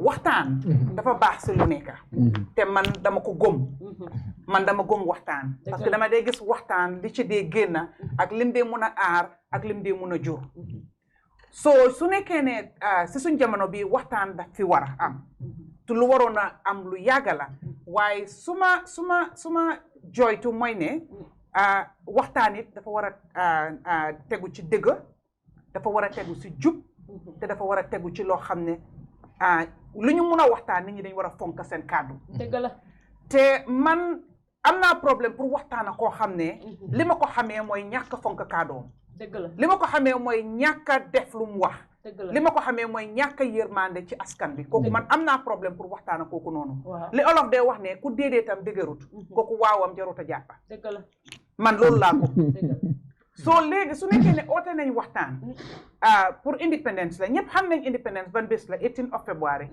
musta bouger depuis buñ amee suñ independence every year 18 of February la ñuy def dialogue bii ni amoon nañ ko last year at ICC conference room but dafa nekkoon ci beneen maana lañ ko defee ci foofu noonu man nekkoon naa ci ñi fa nekk te li ci suma kaddu yi ma ci gaaral leena mooy ne woon independence du Kombo ak Banjul rek independence Gambia yëpp la waaye ñi nekkoon ci biir room boobu noonu foogu ma ne amoon na kenn ku jógee soo passé Birkama au LRR ana ñu nekk Kabada fa Awa Ceesay jógee ana ñu nekk Koyna ana ñu nekk Ndugu Kebe ana ñu nekk yeneen place Saare Biran Saare Paate Fula Bantak ana ñooñu ñi nekk si famille si Marseille béykat yi ana ñooñu yi dañ am cër ci indépendant parce que indépendant tanka doomi Gambien nga dañ ci am cër dañ ci bokk so waroon nañoo gis ñooñu noonu yëpp foofu noonu ku nekk wax ci li nga xam ne yow ci loolu ngaa yëngu nga wax sa xalaat ak sa ay jafe-jafe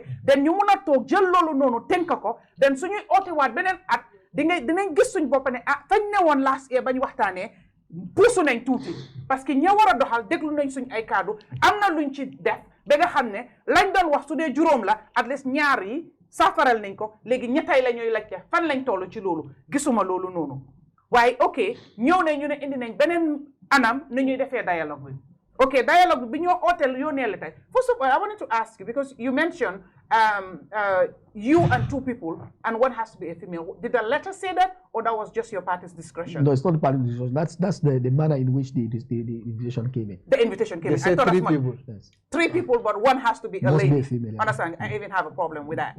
But I just wanted to be sure. Yeah, that's it. Exactly. Because I mean, Sosoko, I don't know how the name is. She called and told me that. Okay. But the letter did not say that. The letter also mentioned it. Say that exactly. That's what exactly. I have a problem with that. But now going forward, at the end of the day, they wrote the letters. When the letters at the time you guys got it, first of all, send letter they ko later jot. A whole presidential office organized an event and there is a difficulty to disseminate letters. Exactly. But again, to their credit, party you bari amuñ office. So len buggee jot téléphone nga yaakaar. Party you bari seen email address yi am ci IEC bi doxatut. Letter boo fa yónnee dafa bounce. Loolu doon tamit ñu delluwaat ci liñ doon wax rek parti bu am structure, parti bu serious, parti bu am taxawaay, parti bu paree yore réew dafa am yoo xam ne warulaa jomba. Lolo newu fa. So I will give them that credit. Accessing people, it's a challenge because I have experienced that challenge as well. But again, they can do better.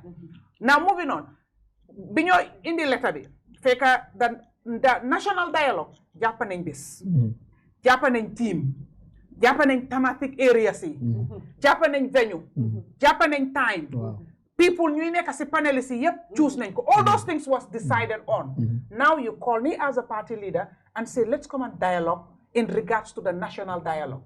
I asked the question, man su ma ñëwee ci dialogue boobu noonu comme monde li xew ak liñ fa wax yépp ndax dina change li ñuy def on the 16 liñ fa wax yépp parce que ñun ñooy party leader yëpp governments in waiting parce que ñun suñ xalaat ak suñ jubluwaay dafa waroon a bokk ci li ñooy discourse li Gambia bi di war a discourse man loolu mooy suma gis-gis waaye léegi loolu defuñ ko ñu ooma after the fact man li ma fa wax ay yuuxu yeeg li ko wax ni Amat Bah wax na be fa xaw ma da jox nañ ko ndox mu naan Henry Gomez moom dama yaakaaroon su fa jógee dinañ ko yóbbu mu tidda parce que blood pressure bi dina jóg liñ fa wax noonu yëpp ndax dinañ ko gis mu reflect ci waxtaan ba ñoo waxtaani on the 16 parce que boobu everything is set and done the thematic areas are there how will any of those thematic areas change based on liñ fa wax understand because there are so many things yiñ wax foofu noonu on Monday gisuma ko in the thematic areas foofu noonu it's not there and I feel that there are so many more priority areas and important areas that could be talked about that was discussed on Monday that is not in the thematic areas how is it going to change and all that so man I foog ne liñ def liñ jiital moom moo waroon a mujjee in the first place xamoon nañ ne independence on the 18th la after the first dialogue consultation should have started the task force should have been constituted and everybody should see themselves in there now if the task force is coming yes I agree they have to be independent not from any political party or have any interest or whatever but that is even subjective dafa des ki koo xool mun naa xool understand nga Bayo ma ne la Bayo yaa ngi si task force waaye Bayo you have an interest in this and this and this and this and this man ma ne la déedéet Bayo is independent and that also is subjective waaye suñ defee formé ba pare write to all political parties and say, okay, we're planning for a national dialogue. But as a government in waiting, as a political party leader, you have your manifesto, your constitution, or whatever. We want your input based on your party supporters, your military executive, to be reflected in what we're going to present to the entire country, right? Those consultations are done first. Party leaders sit and talk and agree on the thematic areas that all the parties will also see themselves that their issues and their plights are reflected in what will be the national discourse. That did not happen. Now, then when you have that, right, and then now you draw up the thematic areas, the team and everything, that is going to every Gambian will see themselves in that team. Who came up with the team? I feel the team is being imposed on people. I feel the thematic areas are being imposed on people. Somebody can sit there and say, I don't agree with everything they want to discuss because man lolo iteluma, lolo suma jubluwai, lolo suma priority areas. We can never agree on everything, but at least we can strike a compromise if people need to have a sense of belonging. Nit ñi dañ wara gis seen bopp ci process bi, not imposing it on people because that's what I see happen. So that's why I said that meeting out there, I mean, kudos to President Barrow, you have scored a huge political point yet again. You have done that. I give it to you. Because you were able to bring them all in there, you know, to listen to you by force, whether they want it or not. It's not by force. And then you watch them rant, all of them, you know, and then you came back and give them that mellow closing remarks.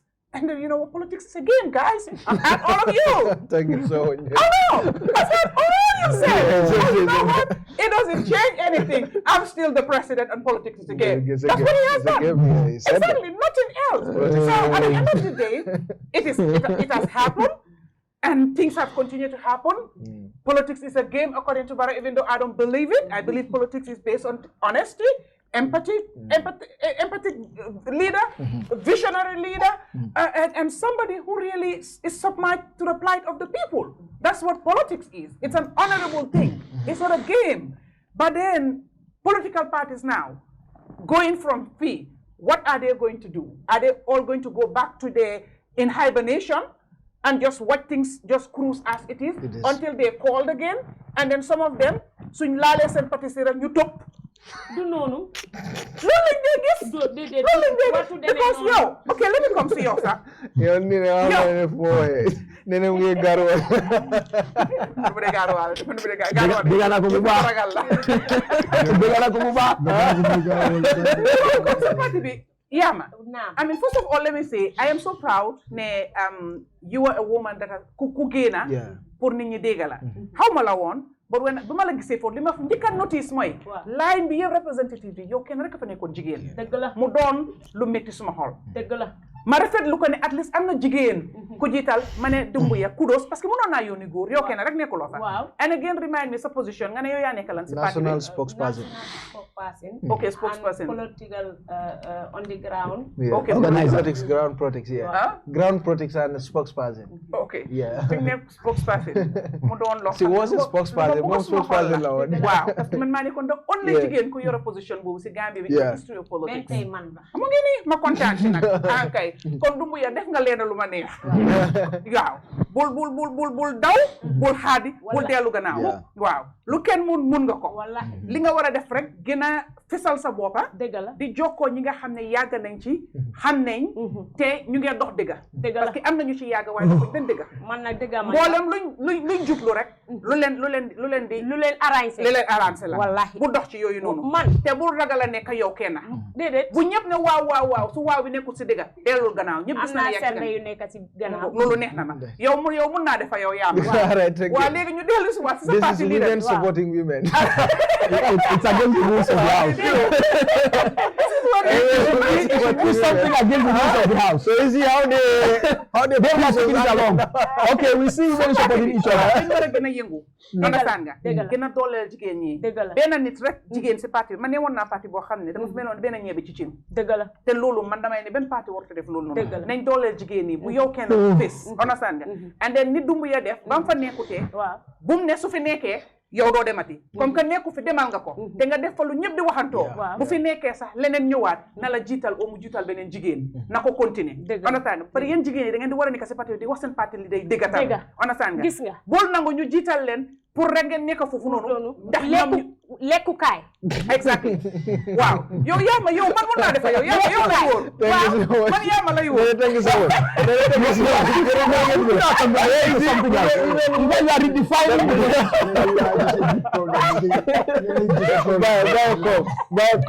With the areas that you've had, it position in regards to this national dialogue. So you have BBFM call Male, appointment or Mialonko, Yeleki embassy to so waste of resources because you will appoint the Seattle. They also spoke about tribalism, also Allah representative, Alajes Dabo. I have Baro Elepuru. I have stopped Kadabo attack on political platforms, and also they spoke about corruption and a lot of things about also our resources, resources management. So these are all things that are discussed. Yeah, thank you, Abu. Abaraka Bake, once again, comment. Bikaja Kumara Bakele, because Kachanying is all about Nakacha. Ninkon Nakacha, Woleketanu State House Okono, and Telefonanjan, Kawaleka Walankai, Bantaba, Kabenjan Kakacha, Kole Melialonko. The Miro to go will be Bango Sambala. I think I concur with Nene a lot a la deliberation on Yunkono because I remember such kind of kacha, I didn't start Dulale, Geneva televised. It's like Menketa, a kind of PR, coming from Wafo, that element is there because remember you were going to go. I was even thinking the dialogue you follow. Geneva media allow to follow. We make a follow. We do not connect it. Particularly so the my see, with the discourse. That's what I thought. They would expect. In our discourse follow. Yes, the close door. Then the media will wait outside. Outside. So after you can talk to any, just like what happened in Abuja the last time about the constitution. You understand? Because that's what I expect. But Najela ko kabrin teaje. Mobe sita, every party leader sita follow Mr. Monda follow Nyaje follow Epijolki, every song wow. Go remember na brother this is what exactly he wants. Because Aborona Musanile and then he was given this African best peace award. You understand? So again, the entire political party leaders. And then you have to understand one thing. The speakers, many of these speakers, it can mean following you to go. Mr. President waiting to Nege for being the first. For being the pioneer of such. But one need to understand, this dialogue was not something made along. It was the president who first called it for. I thought it was a civil service. No. But even this one, I thought it is a civil service, civil society that initiated it. No, yeah, but now what happened is. Some people are saying it is a civil society, but that's there's a committee. Last year there was this committee, this National Preparatory Committee. So they made a proposal. They proposed to the president to approve it this year. Okay. So, and he accepted. Yeah, Okay, but and there's a then- committee. I mean, Bojan Siso is the coordinator. You have John Charles Njai. You have the boy that we had here. Nana from the Gray National Johnson. Youth Council. All of them are in the Is it Nana committee. Gray Johnson? No, the boy. Nana Gray Johnson is the Basiru rapporteur. J from the National Youth Council. All of them are in the Ah, committee. yeah. Yeah, Basiru. So what about it? Is And it then you know, your media president. Yeah, What is his name? yes. Yeah, MS. MC. So all those MS. people were there. So Nyajibe, the coordination, Melba coordinator, we call them CSO, staff of the almost CSO led. But Nyajibe, Jamlal Melbe Nata, ila Dihamuli Jibe, coming for the they thank the president. It's like it's the person me along what like initiate. But in the reality is, it's not the initiator. There are people, those people, we call them independent personnel. Proposed to the president. That needs to be told to people. So that gives it a different perspective. Yes. Yeah, no, I understand. No, but you see, that point, your marble, your height, and that point should not be hide. Because I have no point man height, you understand? More baby fanjalakonol, motive from Bolakon. But say your point man height, it's like everybody is thinking is the president. And look, in fact, it's not only the president, but other matter more followed. I'm not going to follow the dialogue man. Mama Kanda have been calling for dialogue. My president have been calling for dialogue. Who is your president? You are pointing at me. Yes, my president, Musari Ali Bakri. But Bayo, they've been calling for it, but it never materialized. No, it never materialized because the point is this one was no, you need to understand. It's never materialized because remember they are not calling for political parties alone to sit, but they were calling for the political parties and the president to sit. And the president being there, you understand, these people who Kabiya organized, they have to take it to the president for him to approve. So Mbajel ko balanga benua telebala, but Kabinta we are some bias on that, and it happened. So there was the will, the political will was with the political party members to sit with the president to discuss about the country. So credit have to be given to all the political parties in the country for accepting that invitation. Yeah, but also and for then, him for accepting. Yes, and then people to accept it. But say Mbuba, Kukul never like Nene said, before Thematic areas. The team of the Congo. I believe what should happen in the CSOs, after the moment they propose it to the president for the dialogue to happen, you understand? They should invite right to all political parties. Still, let me make this. CSOs are stakeholders in this. But it is not proposed by only the CSOs. So this National Preparatory Committee, it consists of different people. The National Preparative Committee, the first thing even before the president from Savella at some point, all the political parties need to be stakeholders in this. All the political parties need to have a representative, at least one person from each political party, because we have about 19 political parties. 19 political parties need to be part of the committee. So each of those people, when they go back to their executive, they will sit and discuss. And it will put you what is their plan. What is stopping the country from moving. And at the end of it, when they meet at the committee, they discuss it. When they discuss it, you now say as a topic, you are sent to the president. This is what we have. This is the data we've collected from all political parties, all stakeholders in the country, and we want now you to lead it now to invite all those people in State House here. No matter that they discuss, but that has not happened. So number one, Buffalo PR. If you talk about the embassies, let's say BBM, I keep saying this. Look, having all these embassies outside there, what are they doing for the Gambians? What are they doing for the Gambians who are living in those places? Because there is no single embassy here. May I long a passport there? Gambia must follow. Embassy may along a passport de la Gambia Masodo. You understand? If you see Senegal, if you go to many of their embassies, if they can go to their embassies and apply for a passport and get it. But until most of the answer, they give contract to Semlex here. We were expecting to at least Semlex because of immigration. During Jambe's time, there was immigration attaches. Say your immigration attaches, so you will be a bondi. Many of the embassies now. There is no immigration attaches there. But during Jambe time, it happened. So until I know, because of it's a digital system, it's a biometric system. Gambians living in abroad and other countries, they will be able to go to those embassies. I understand, and then for them to get their passport and other documentation. And again, these embassies all for the political, let's say, political supporters all somebody embassies. What are they doing? What are they bringing back to the country? Tell me, When do you last to hear that a particular embassy, a particular government embassy has bring an investment in this country? When do you last to hear about that? A particular embassy, Gambia is paying those embassies. This is what they have bring to the country. I must have heard about that. But so all those things, Nyama, if near time the embassy sort like there should be embassies, they will bring issues, they will bring things here. In fact, that has not changed since 2017. Yes. That has not changed since 2017, and this overbloating of all these embassies started then in 2017. And yes, that all these things were created. Japan, yes. Simple. They are only there taking their fathers, taking their wives, their children, and their entire family, and the state, the country is paying all those people there. Their sons go if that school also Gambia will make up Gambia. The amount of money can spend on these embassies. It can be a hospital here. The amount of money they spend on these embassies can build roads here in this country. But why the government is not thinking about that land? Embassy reduce. Embassy should have blown. Gambia will benefit from those embassies.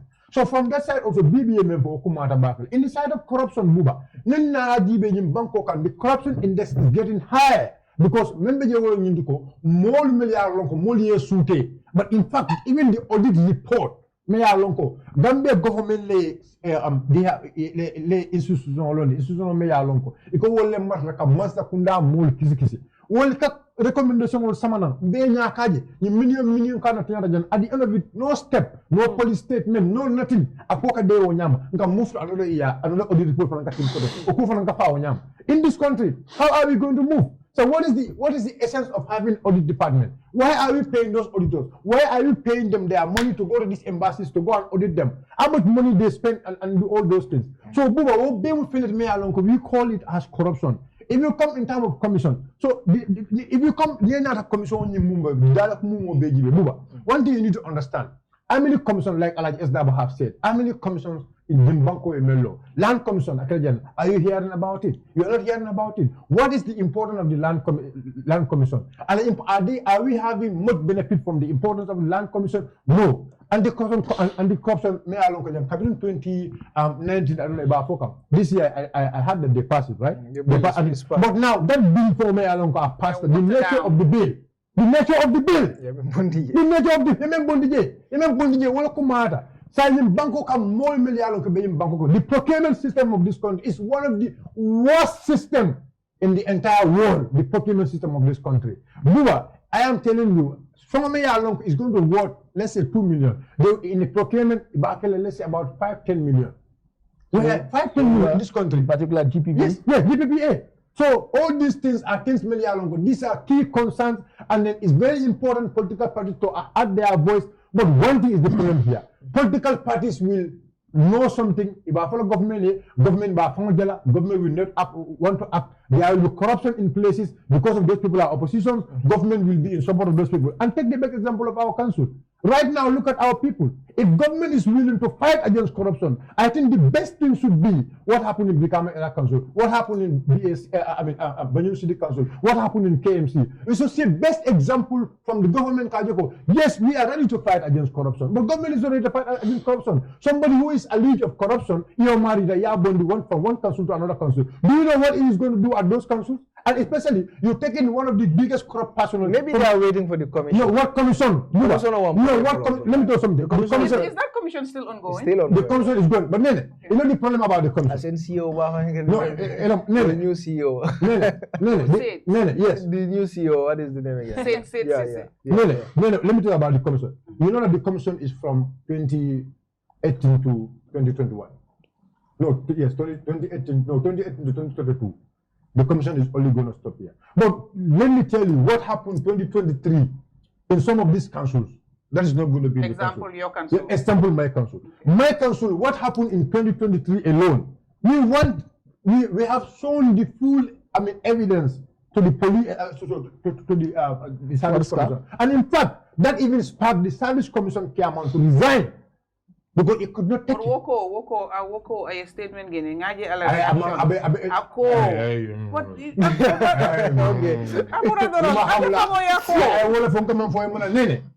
me tell you something. But I can only take him for his word. He publicly issued a statement. He was interviewed and he said that's That's what. Okay. The reason for his resignation. There is nothing warranting his resignation. He resigned based on personal reason. He has other things or whatever. But the allegations that he resigned because of the issue in Brikama or whatever, it has nothing to do with that. Yeah, but what do you expect from him? I don't know the guy. So I have no expectation. No, I don't know him. Let's go with I don't know him. But I just wanted to add a little bit. You know, when it comes to corruption, government. Askan bitamit, understand nga? Because li ñoo gis fii nii bokk na si corruption ma óolu la nga ñëw laaj ma óolu la jox la pour nga jiite waaye nga keneen ñëw understand nga bota sa bread nga abandon ñi la óolu woon ñi la yaakaaroon nga dem. That's part of corruption as well. Yes. And kooku noonu su nekkee ne loolu noonu nga mun a betray anything else yow jaruloo dégg dara. loolu tamit war nañ ko seet because corruption dafa tënk lu bari. Corruption ñun li ñuy xalaat rek mooy xaalis jox nga ma jël. People who will corrupt your mind. Exactly.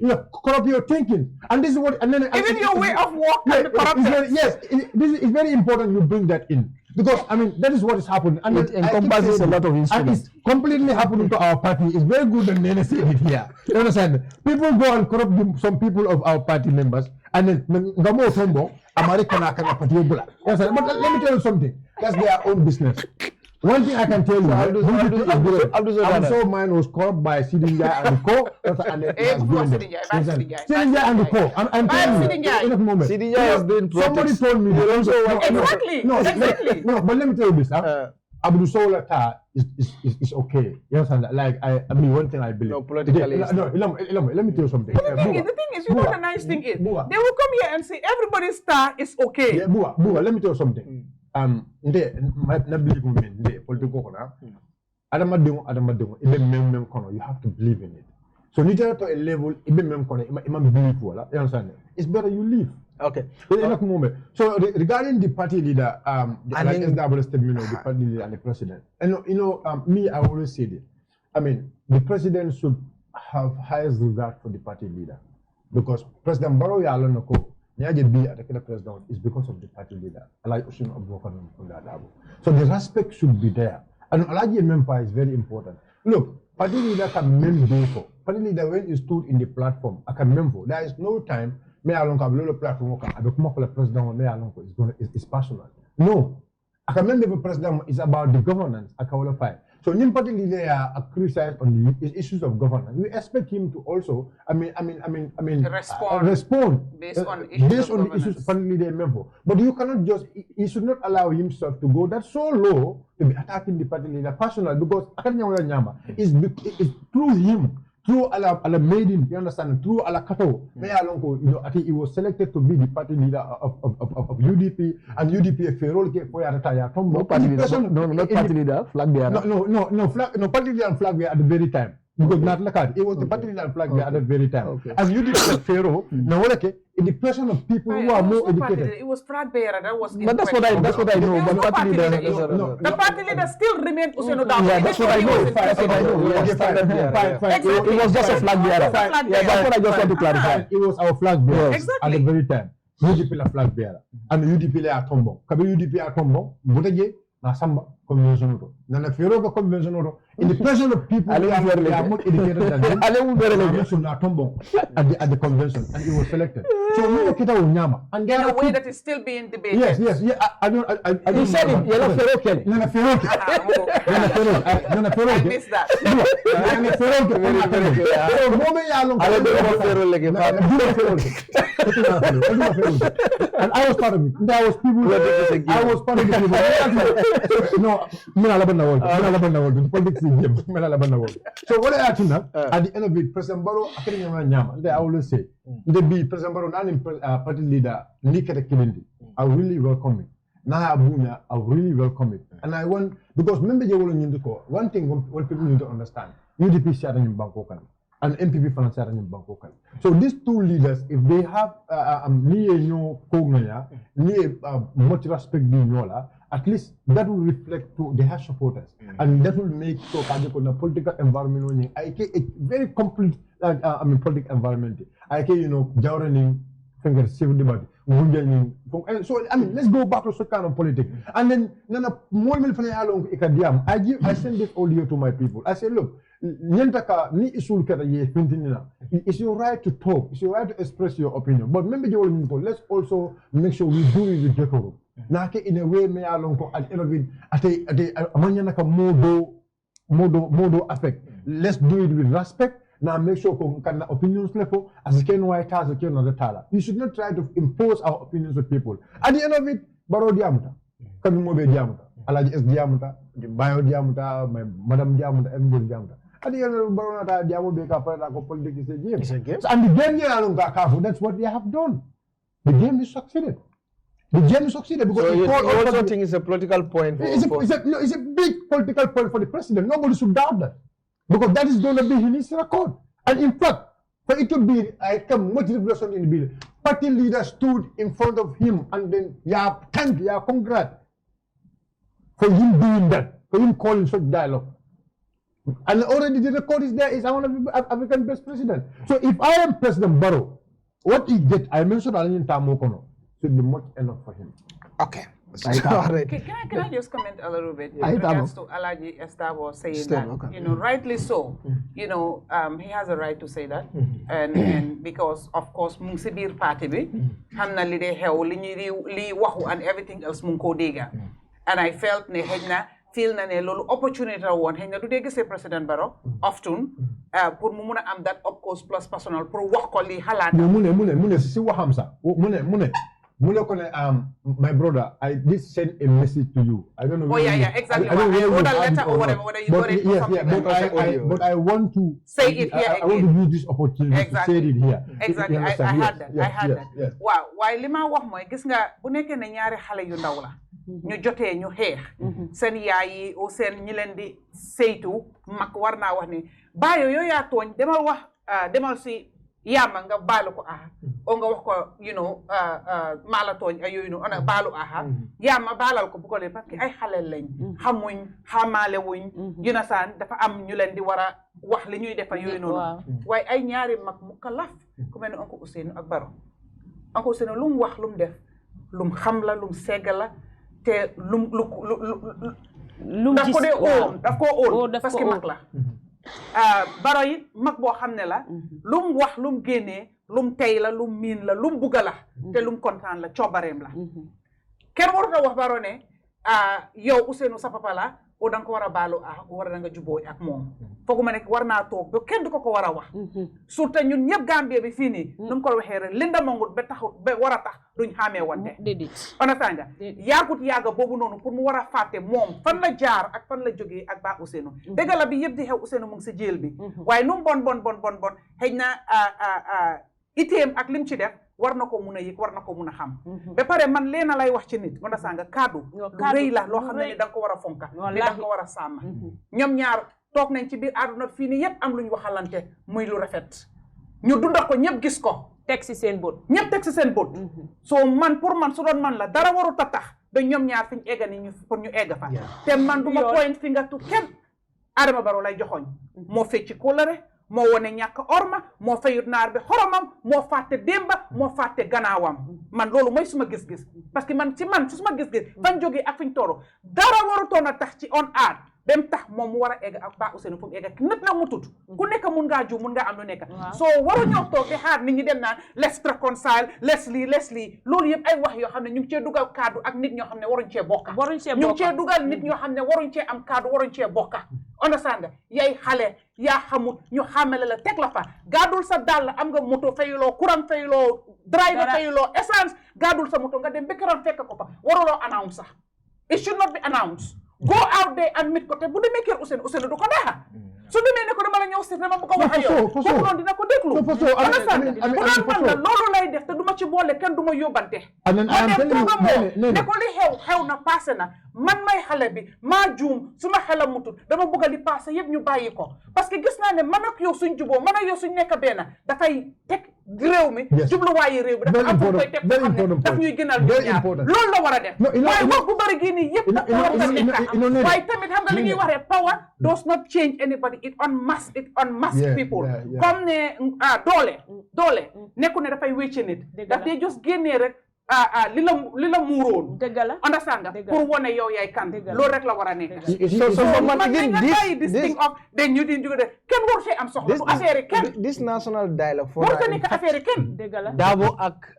Barrow suñ jubóoyee I'm telling you this national dialogue is over with all these insults that are happening and all this there's no need for this national dialogue it doesn't even and then you know I mean me this is what I keep saying and then it's all about Barrow and Bausenu, Barrow and Bausenu. I mean, let Barrow sit as a brother and let me think. No, come dome, right? No, as a brother, it's my brother. Okay. I see wrong as a brother. I am mirror where it starts, and the Fajar Salabang, who do you milk for 4 years?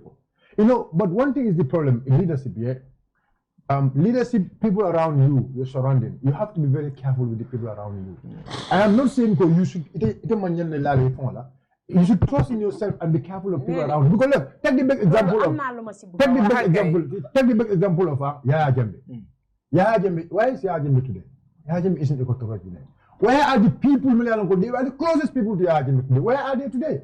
Why is Solbad? They're with Barrow. Why is Solbad? And then why is Babucarr? They're with Barrow. So Barrow should have to think about this. Let him think about this. A day will come.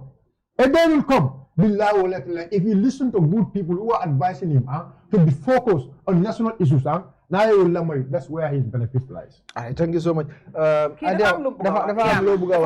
after you talk about time li ma bëgg a wax mooy am nga lu bari supporters yi ñoo koy indi gis nga Gambie fii bu demee supporters yi la bu demee supporters yi la because party leader yi suñ toogee ñu wéet ñamu neen mun nañoo waxtaan waaye tey yow party leader bi bëgg ngaa def dara waaye supporter bi nekk si gannaaw di la wax bul def lii defal lii loolu mooy dugal nit ki si loo xamante ne ni waru faa dugg bem so yaa ma d'accord ma de parti leader yi ñoom ñëpp góor lañ amul benn parti leader bu nekk jigéen parti leader yëpp góor lañ te parti leader yi fi am yëpp ñëpp a ngi am jabar am doom supporter si dañ leen dee wax li ñoo def seen biir kër déedéet mu ngoog jeex na loolu kon luñ mën a def rek luñ commune lañ def supporter si leen ko def loolu ñoom la neex njëkka dëgg la waaw parce que ay mag am nga lii laa wax suma gars yi time buñ invité suñu gars yi so am nga UDP everybody start talking man advice mooy yow ma leen mooy ne all of you people loolu leen nekkat di wax nii ma leen dégg nañ ko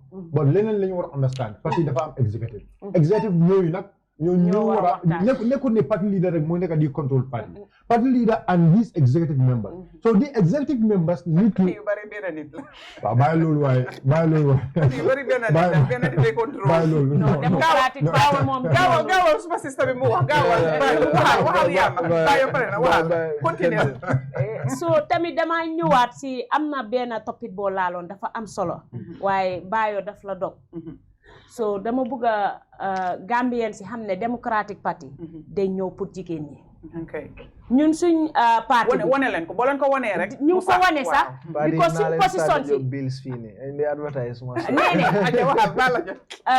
suñ position si ñu bari jigéen leen ñun est-ce que suñ position si am na góor ku fa am position because ñun suñ chairman yi jigéen leen head yaay compagnie jigéen leen bàyyi chairman yi yaay compagnie moom jigéen rek la mu ne waaw kon si li ma laay ñëw wax rek position si because suñ youth leader bi rek moo fa nekk góor ifin secretary bi rek jigéen la so ñun suñ parti bi dafa ñëw pour dooleel jigéen ñi pour loolu noonu ma dooli la si xel because am na loo wax nga ne honorable Doumbia su ñëwee comme nu ma ébalee si dialogue bi mu jël di continuer loolu so léegi dama la bëgg a xamal ne Democratic Party moom parti jigéen ñi la dafa dem ba parti bi fu mu nekk nii jigéen ñi dañ si am doole trop kon man dinaa seetaat dina ma Democratic Party jigéen ñi dañ si am doole trop su ma laa wax léegi dama bëgg a jóg député parti lii la waaw mu nekk jigéen non député parti lii Ousmane Balde waaw léegi député parti leader bi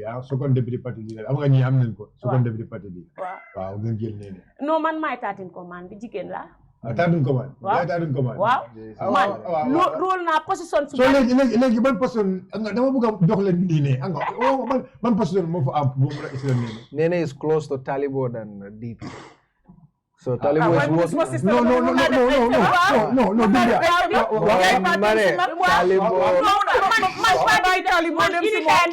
Talibo is not here today.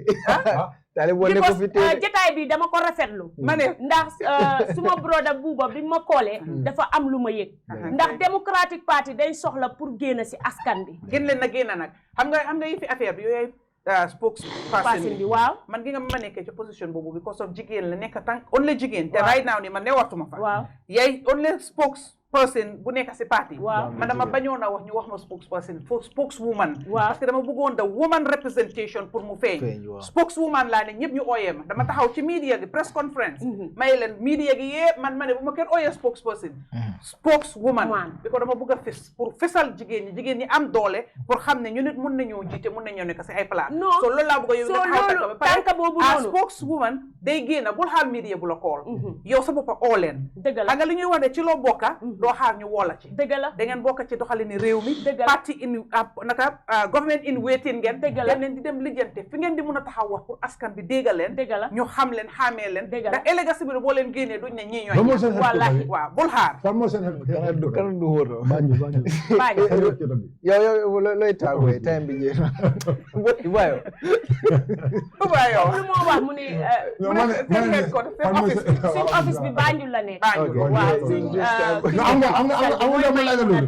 ñi amul ko official bi waaw ñu sunel ko etos Karaba bi la nekk Karaba bi waaw aja ket fuñ nekk ngay Karaba bi ñu ko Nindo Bayo so lu ma tàggatoo Buuba mooy maa ngi gërëm Gambien si yëpp di rafetlu jataay bi am na solo trop ndax jataay bu nekk rek am na li nga see jàngee tey lu bari jàng naa ko si jataay bi te bii mooy suma first jataay boo xamante ne ni 6 Democratic Party ma nekk fa maa ngi ko doog a am tey mashallah kon te jataay bii nii dama si kontaan te dama ko rafetlu di gërëm parti leader yi nga xamante ne ni ñi ngi Gambia te li ma dénk parti leader yi mooy ñu bennoo rek réew mi ñun ñëpp a ko bokka bu kenn xeeb kenn tey mun nañoo xeeb Democratic Party ne ñu ndaw leen ëllëg mun nañoo jiite réew mi yàlla moo fi nekka Baro bi mu doon ut réew mi ñaari moto ñetti moto la amoon ndax kenn xalaatu doon ne Baro dina doon génne Yaaya Jammeh loolu moom dëgg la that is right ndax tey génne na ko wax bi nañ ko defaraat Baro génnewul Yaaya Jammeh askan gi ñoo génne ñoo ko génne so waaye dama la bëgg a xam ne rek askan bi dañ ko jiital bañ génnee Yaaya Jammeh askan bi jiital ko pour mu jiite waaye dama la bëgg a xamal foofu tamit ne tuuti taxuta ba ñàkk a barke kay ma d'accord ci loolu nit da ngay tuuti nga barke te Democratic Party nekk nañ parti boo xam ne dañ loof Gambien si ñëpp amuñ xaajaloo te ki jiite parti bi dafa nekk honorable Doumbouya dafa am pas-pas Gambien te pas-pas boobu lañ bugg a feeñal konte li ma dénk Gambien si rek képp koo xam ne Gambien nga rek maa ngi laa oo si Democratic Party di la welcome di la jërëjëfal di jërëjëfal Buuba Nene suma broda jërëjëfal naa ñoo kontaan naa very happy thank you so much kontaan nañ ci yow waaye ebe sar la mun reactions will be getting in the okay do that quickly then you can okay the reactions are like you said before we enter into the dialogue, there should be a kind of a preparation. So party leaders like to have a closed door, seeing a kachanya sort of janim benala. But I think it is captured in a way I don't understand the facet. But in Ngaloneko, the National Preparatory Committee is a cross section of the society. Yeah. And under the one of the thematic areas that is looking at the political environment, Ngaloneko, the Interparty Committee is involved, is contacted. We sent representative through the Interparty Committee. Duduja told me. Duduja and Fat Party, you know them. They represented the political environment. Okay. And then the civil society. In the task force. In the preparatory committee. So I think they are the ones that sat and then prepare these 6 thematic areas that political parties should come and have, a talk show on. So I don't think whether we are excluded. So now I just want to ask one thing. You said then the inter-party committee representatives. You know the position of the inter-party committee already. I don't need to talk about I know. No, what I'm saying, the inter-party committee, Mayor Alonko, you are represented by 2 people who were there. So before they go to that committee, or when they join the preparatory committee, did they came back to the inter-party committee where the entire political party, came in and then discuss about what is being discussed. Exactly. So we fed. Yes. They gave us the information, what was discussed, and then they gave us, we have contemporaries on it, and from there we decided before we go for the... and they told you what you'll be discussing. Exactly. There. In fact, that's where I even get the decision before the decision comes from State House. Then why I saw GDC complaining about the areas that will be discussed there. They were complaining. Who was complaining? Who was complaining? Samba Balde is the one who posted it in the page, and Samba Balde is one of the posters. And also is the administrative complaining that they have seen the areas that of the GDC. So I don't think they should complain anymore. No, but Bayo, if not a representative for the inter-party committee, you have a rep. Yeah, that's a rep. There are 2 reps. Alle reps on you cabling discussion okeda gave at the preparatory committee. They went to you people. You call the entire. That's what I'm telling you. Walk it away. I'll see that I'll discuss. So GDC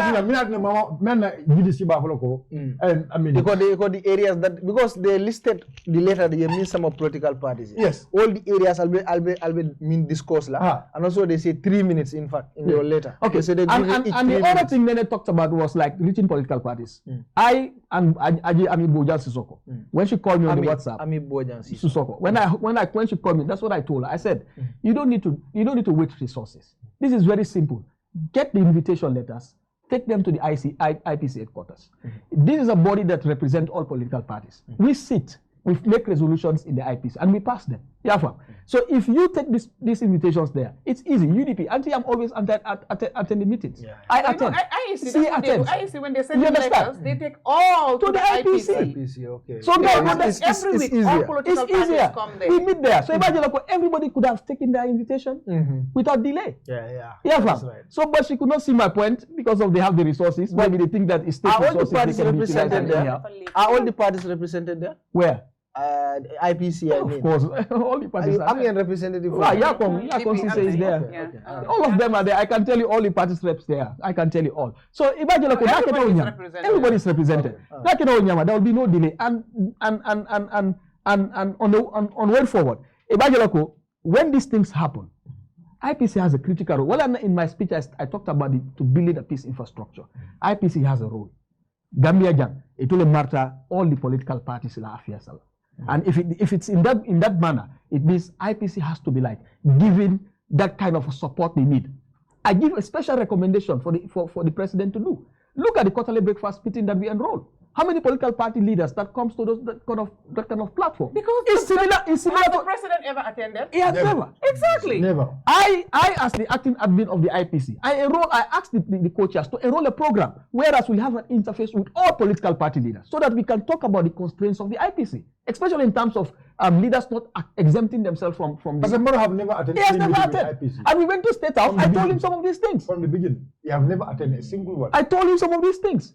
That it is high time that parties, because if you look at it, and the dialogue, this person don't care. Will be obligated you will serve out of respect for the office. Exactly. All other party leaders will come. Because what happened is, you see, the first one was well attended, the second one, but by the time we got to the third one, they were complaining. Everybody was sending representatives. Exactly, because they are saying that even my party leader used to call me, okay, go and see if there is no other party leader there. Tell me, I will not come. So they don't know. That's the reason. Because you cannot go and sit as a party leader. You are discussing issues of national concern to somebody that you are not on the same level. No. It's not even a matter of somebody is on the same level. It's not about levels or whatever. Because there's some people who are party leaders. You have people who are not the party leader who gives more vibrant and submissions than them. You understand? Yes. But then it's a matter of people with authority, because we know how things work here. Exactly.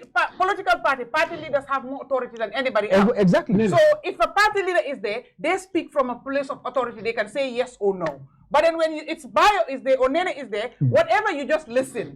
And then you have to go back. And that also lengthens the process. And during those times, we don't even allow political party reps that are representing party leaders to talk during the breakfast meetings. Yeah. Because if we encourage this, party leaders will not want to go. They will be sending representatives. Look at the Janjamure Peace Accord. Understand? The General Peace Accord. The president should have been there. You're not a party leader. But also very pertinent issue. Yes. You know, looking at the state of the elections at the time, it was necessary that for the Gambia to have a kind of a peace accord where the president should have been there to append his signature. But if you look at the peace accord, how many Ismail was there at the time? But how many of them are there? Like 6 out of after the 18 at the time. So then you call that progress? It's not progress. So we still have a long way to go in terms of. Another problem at IPC, yeah. But the last IPC, it was carried by a party leader. That was, it was carried by Amul and the co-chairs, Amul and Alifa. Amul and Alifa. But now, it's been carried by, Sekuba and Samabale. Those are the 2 co-chairs. Samabale, none of them are party leaders. None of them are party leaders. The selection process, that's the way the mandate. Thank you so much. So, to conclude, yes. We still have to get the resources in GBL. The resources we have this country. Repeat that, Ego. As we still have to look at as parties. Okay. We have to look at our role as opposition parties. Not maritime side. The role of inter-party committee, and also to help, because the political state of affairs right now, to me, is not helping. So we need to balance it in a manner we are maybe and then we push the politics agenda forward.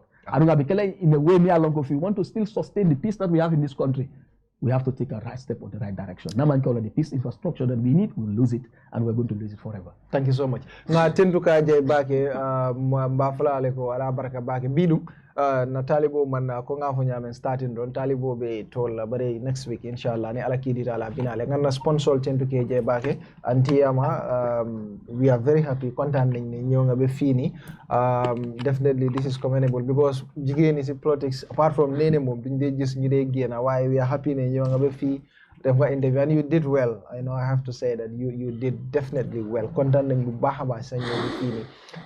Special thanks to Bayo. No, Bayo small. I don't Bayo. Nga call 30 minutes before the program. Nga call wala ka ba na. So I don't know konte. I don't know more because it was not prepared. No, it was not definitely. But just 30 minutes. And this is not the first time. Nga call anytime. He's coming from the garage. So yeah, no. Ala mo tole problem mo soro. But na mo le nyanta nala. Na mo. Ibrahim still should leave our guy to come. Exactly. Nyanta mo pour Bantaba. Wala amam Valentine so te bro. Valentine. Valentine so te le fa after the show I'll show you. I'll show you the pictures. No, somebody give you Valentine, but you don't give him Valentine. No. He give me Valentine. I give you Valentine. Talibo. Abe come exactly. Abe come Canada. Buba, mom gisu Talibo pour Talibo wako man lima ko jo. Mon lima ko jo degala jona ko way Talibo no. Ndani Talibo diam dele. Na diam dele Thursday. Ngai go you know ngai go ngo. Talibo nya mentality yalo. Na dem Thursday. Na dem the Thursday. Ngai go. Akonye ngai go. Ngai go ne Valentine dinner akonye akonye boy you know but ntini ne sa ntole be ñu bulu ko sa Talibo nya mentality. Nga ngebe tendu ke jay bage nga sponsor tendu of course nga care find tendu ke jay bage ka korda wa fole ke gambe jang albeta korda san care find min be diaspora ni lafta korda san na don ila nombal ka bari screeno dumale programme o bitaka nyamen don ali la nombataje ker fande ka korda lokele natara kene kenso fana biebulu ye korda soro Carol Bella nge tentu ke je baake bari nga smart GSM technology tentu mi alon ko ila office ba fele taboko to nice building be damen don dumaje ila office ba bi le smart GSM ka mobile kendol le wafi Gambia jang kabo Itel Techno kata fo Samsung smart GSM technology ka be wafi le flat screen ol fana biebulu kende malo dindin tablet ol natara dindin ngole biebulu mi alon ko ala tablet ola alta tablet ol sanji la tablet ol be jacket o sotole pour ka tanka na hana boyta watrate problème o sotola al sitarano fanan talinding opposite fa bakar to mon jata do kordato aning late kunda bambo gara so de be basse eco bank bala jef al sitarano je fanan baring Sensei Finance fanan tentu ke je bake Sensei Finance itul ka kodi kio itul la sone andi jan sain kabring e bunda keme fula nyongol yele Gambia banko kanjang itul mu dulalti miya lonko sain ya banne Gambia jam pour kata fonna be kaspo sangola wala kata bitikoro credit ko sang albe min kala don altila abo download nale la abo download alla mobile lolto e ba jele ko alsi credit ko sanno abo do Sensei Finance abo alsi credit ko ni kaspo be sanno watral be siring so kono amon jara le dindingol ki naltara kodita la ila kundal to sone ata bakele bari la doko la timino diata bakele andu nal futata je don be jelal fele andu fanal sala kodota wato la watal mom problem mo soto bari MFH group fanan mu kundal timi alon ko LG ning suñu kër be betol le koto e ka electronic bagage original surtout ñi jaman laban electronic bagage e ka bele wafi telelu mi alon ko jaman laban telelem mi alon ko isone ata bakele usol la dol jere mi alon ko sopto jol fongolem andin fengo fe mi alon ko electronic lem alsimin use no so kono naltara LG wala suñu kër alba sot la jele gambiano le soutele wo kola na technicien Charles Elvis Ngom le ñaton kaya nge tendu ke jebake Fatsila Mami Ngom aning Mustafa Kamara aning Kasa Jawara Fati ngebe tendu ke jebake katara nyim programo koma kabira datita anin sain be muranale obe kala arjuma nala altini ala kititala ala baraka.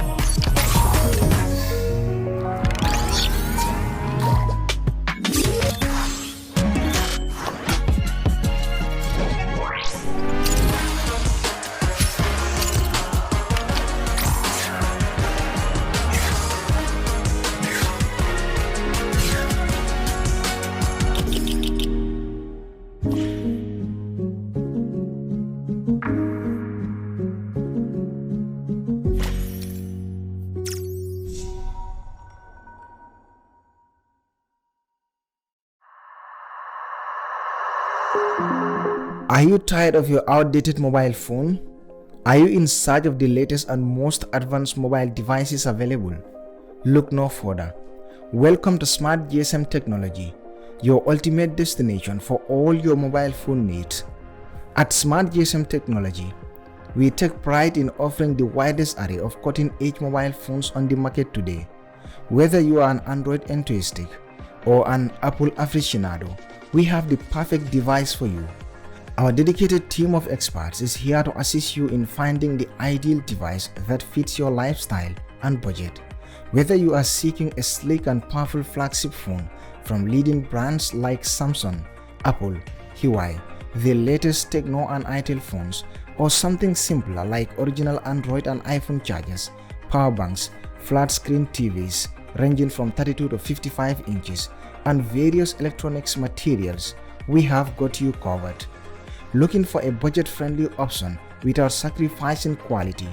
We offer a wide range of affordable smartphones that still deliver outstanding performance. Are you one of those who crave innovation? Our selection includes the latest foldable phones with their futuristic designs and versatile capabilities. But it's not just about mobile phones themselves. At Smart GSM Technology, we understand the importance of accessories in enhancing your mobile experience. From stylish cases and screen protectors to wireless chargers and Bluetooth headphones, we have everything for you under one roof. And let's not forget about our exceptional customer service. Our friendly staff is always ready to assist you with any question or technical issues you may encounter. With Smart GSM technology, you can own your dream mobile phone without breaking the bank. So why wait? Visit Smart GSM technology today and unlock a world of possibilities with our incredible range of mobile phones. We also offer mobile phone repairs. You can find us at our main branch at Babucarr Nice building, as well as locations in Talending, opposite Babucarr Tombonjara's compound, Latrikunda at the Bamboo Garage, and Basse beside the EcoBank. For more information, feel free to contact us at 7466-360 or 75-333-68. Smart GSM technology, where your mobile experience begins. CareFinder is a real estate company that focuses on property development within the Gambia. We pride ourselves with providing not just quality and durable houses, but also state-of-the-art designs tailored to our clients' tastes and expectations. Our unique experience and expertise is second to none in the industry. We are currently building and selling 3-bedroom bungalows at Sukuta Traffic Lights and Jabang. We're also building and selling 3-bedroom story buildings at Sukuta Paradise. Other sites are also in the pipeline. With CareFinder, payment options are available. With just 40% deposit, you can get your house started. For more information, contact us on 329-5188, 727-0049, 709-8418. You can also check us out on Facebook and Instagram at CareFinder. With CareFinder, you are assured of a secure investment. Introducing Send Safe Finance, your fastest and safest way to send money. You can now send money to your loved ones from USA, UK, and Europe to the Gambia. Pick up from our countrywide locations, and guess what? We're open for business every day, even on bank holidays. Download the Send Safe Finance app and enjoy other services including bank deposits, cash for our purchase, mobile top-up, and many more. To get started, visit our Play Store and download our easy-to-use app. Available on all Android and iOS devices.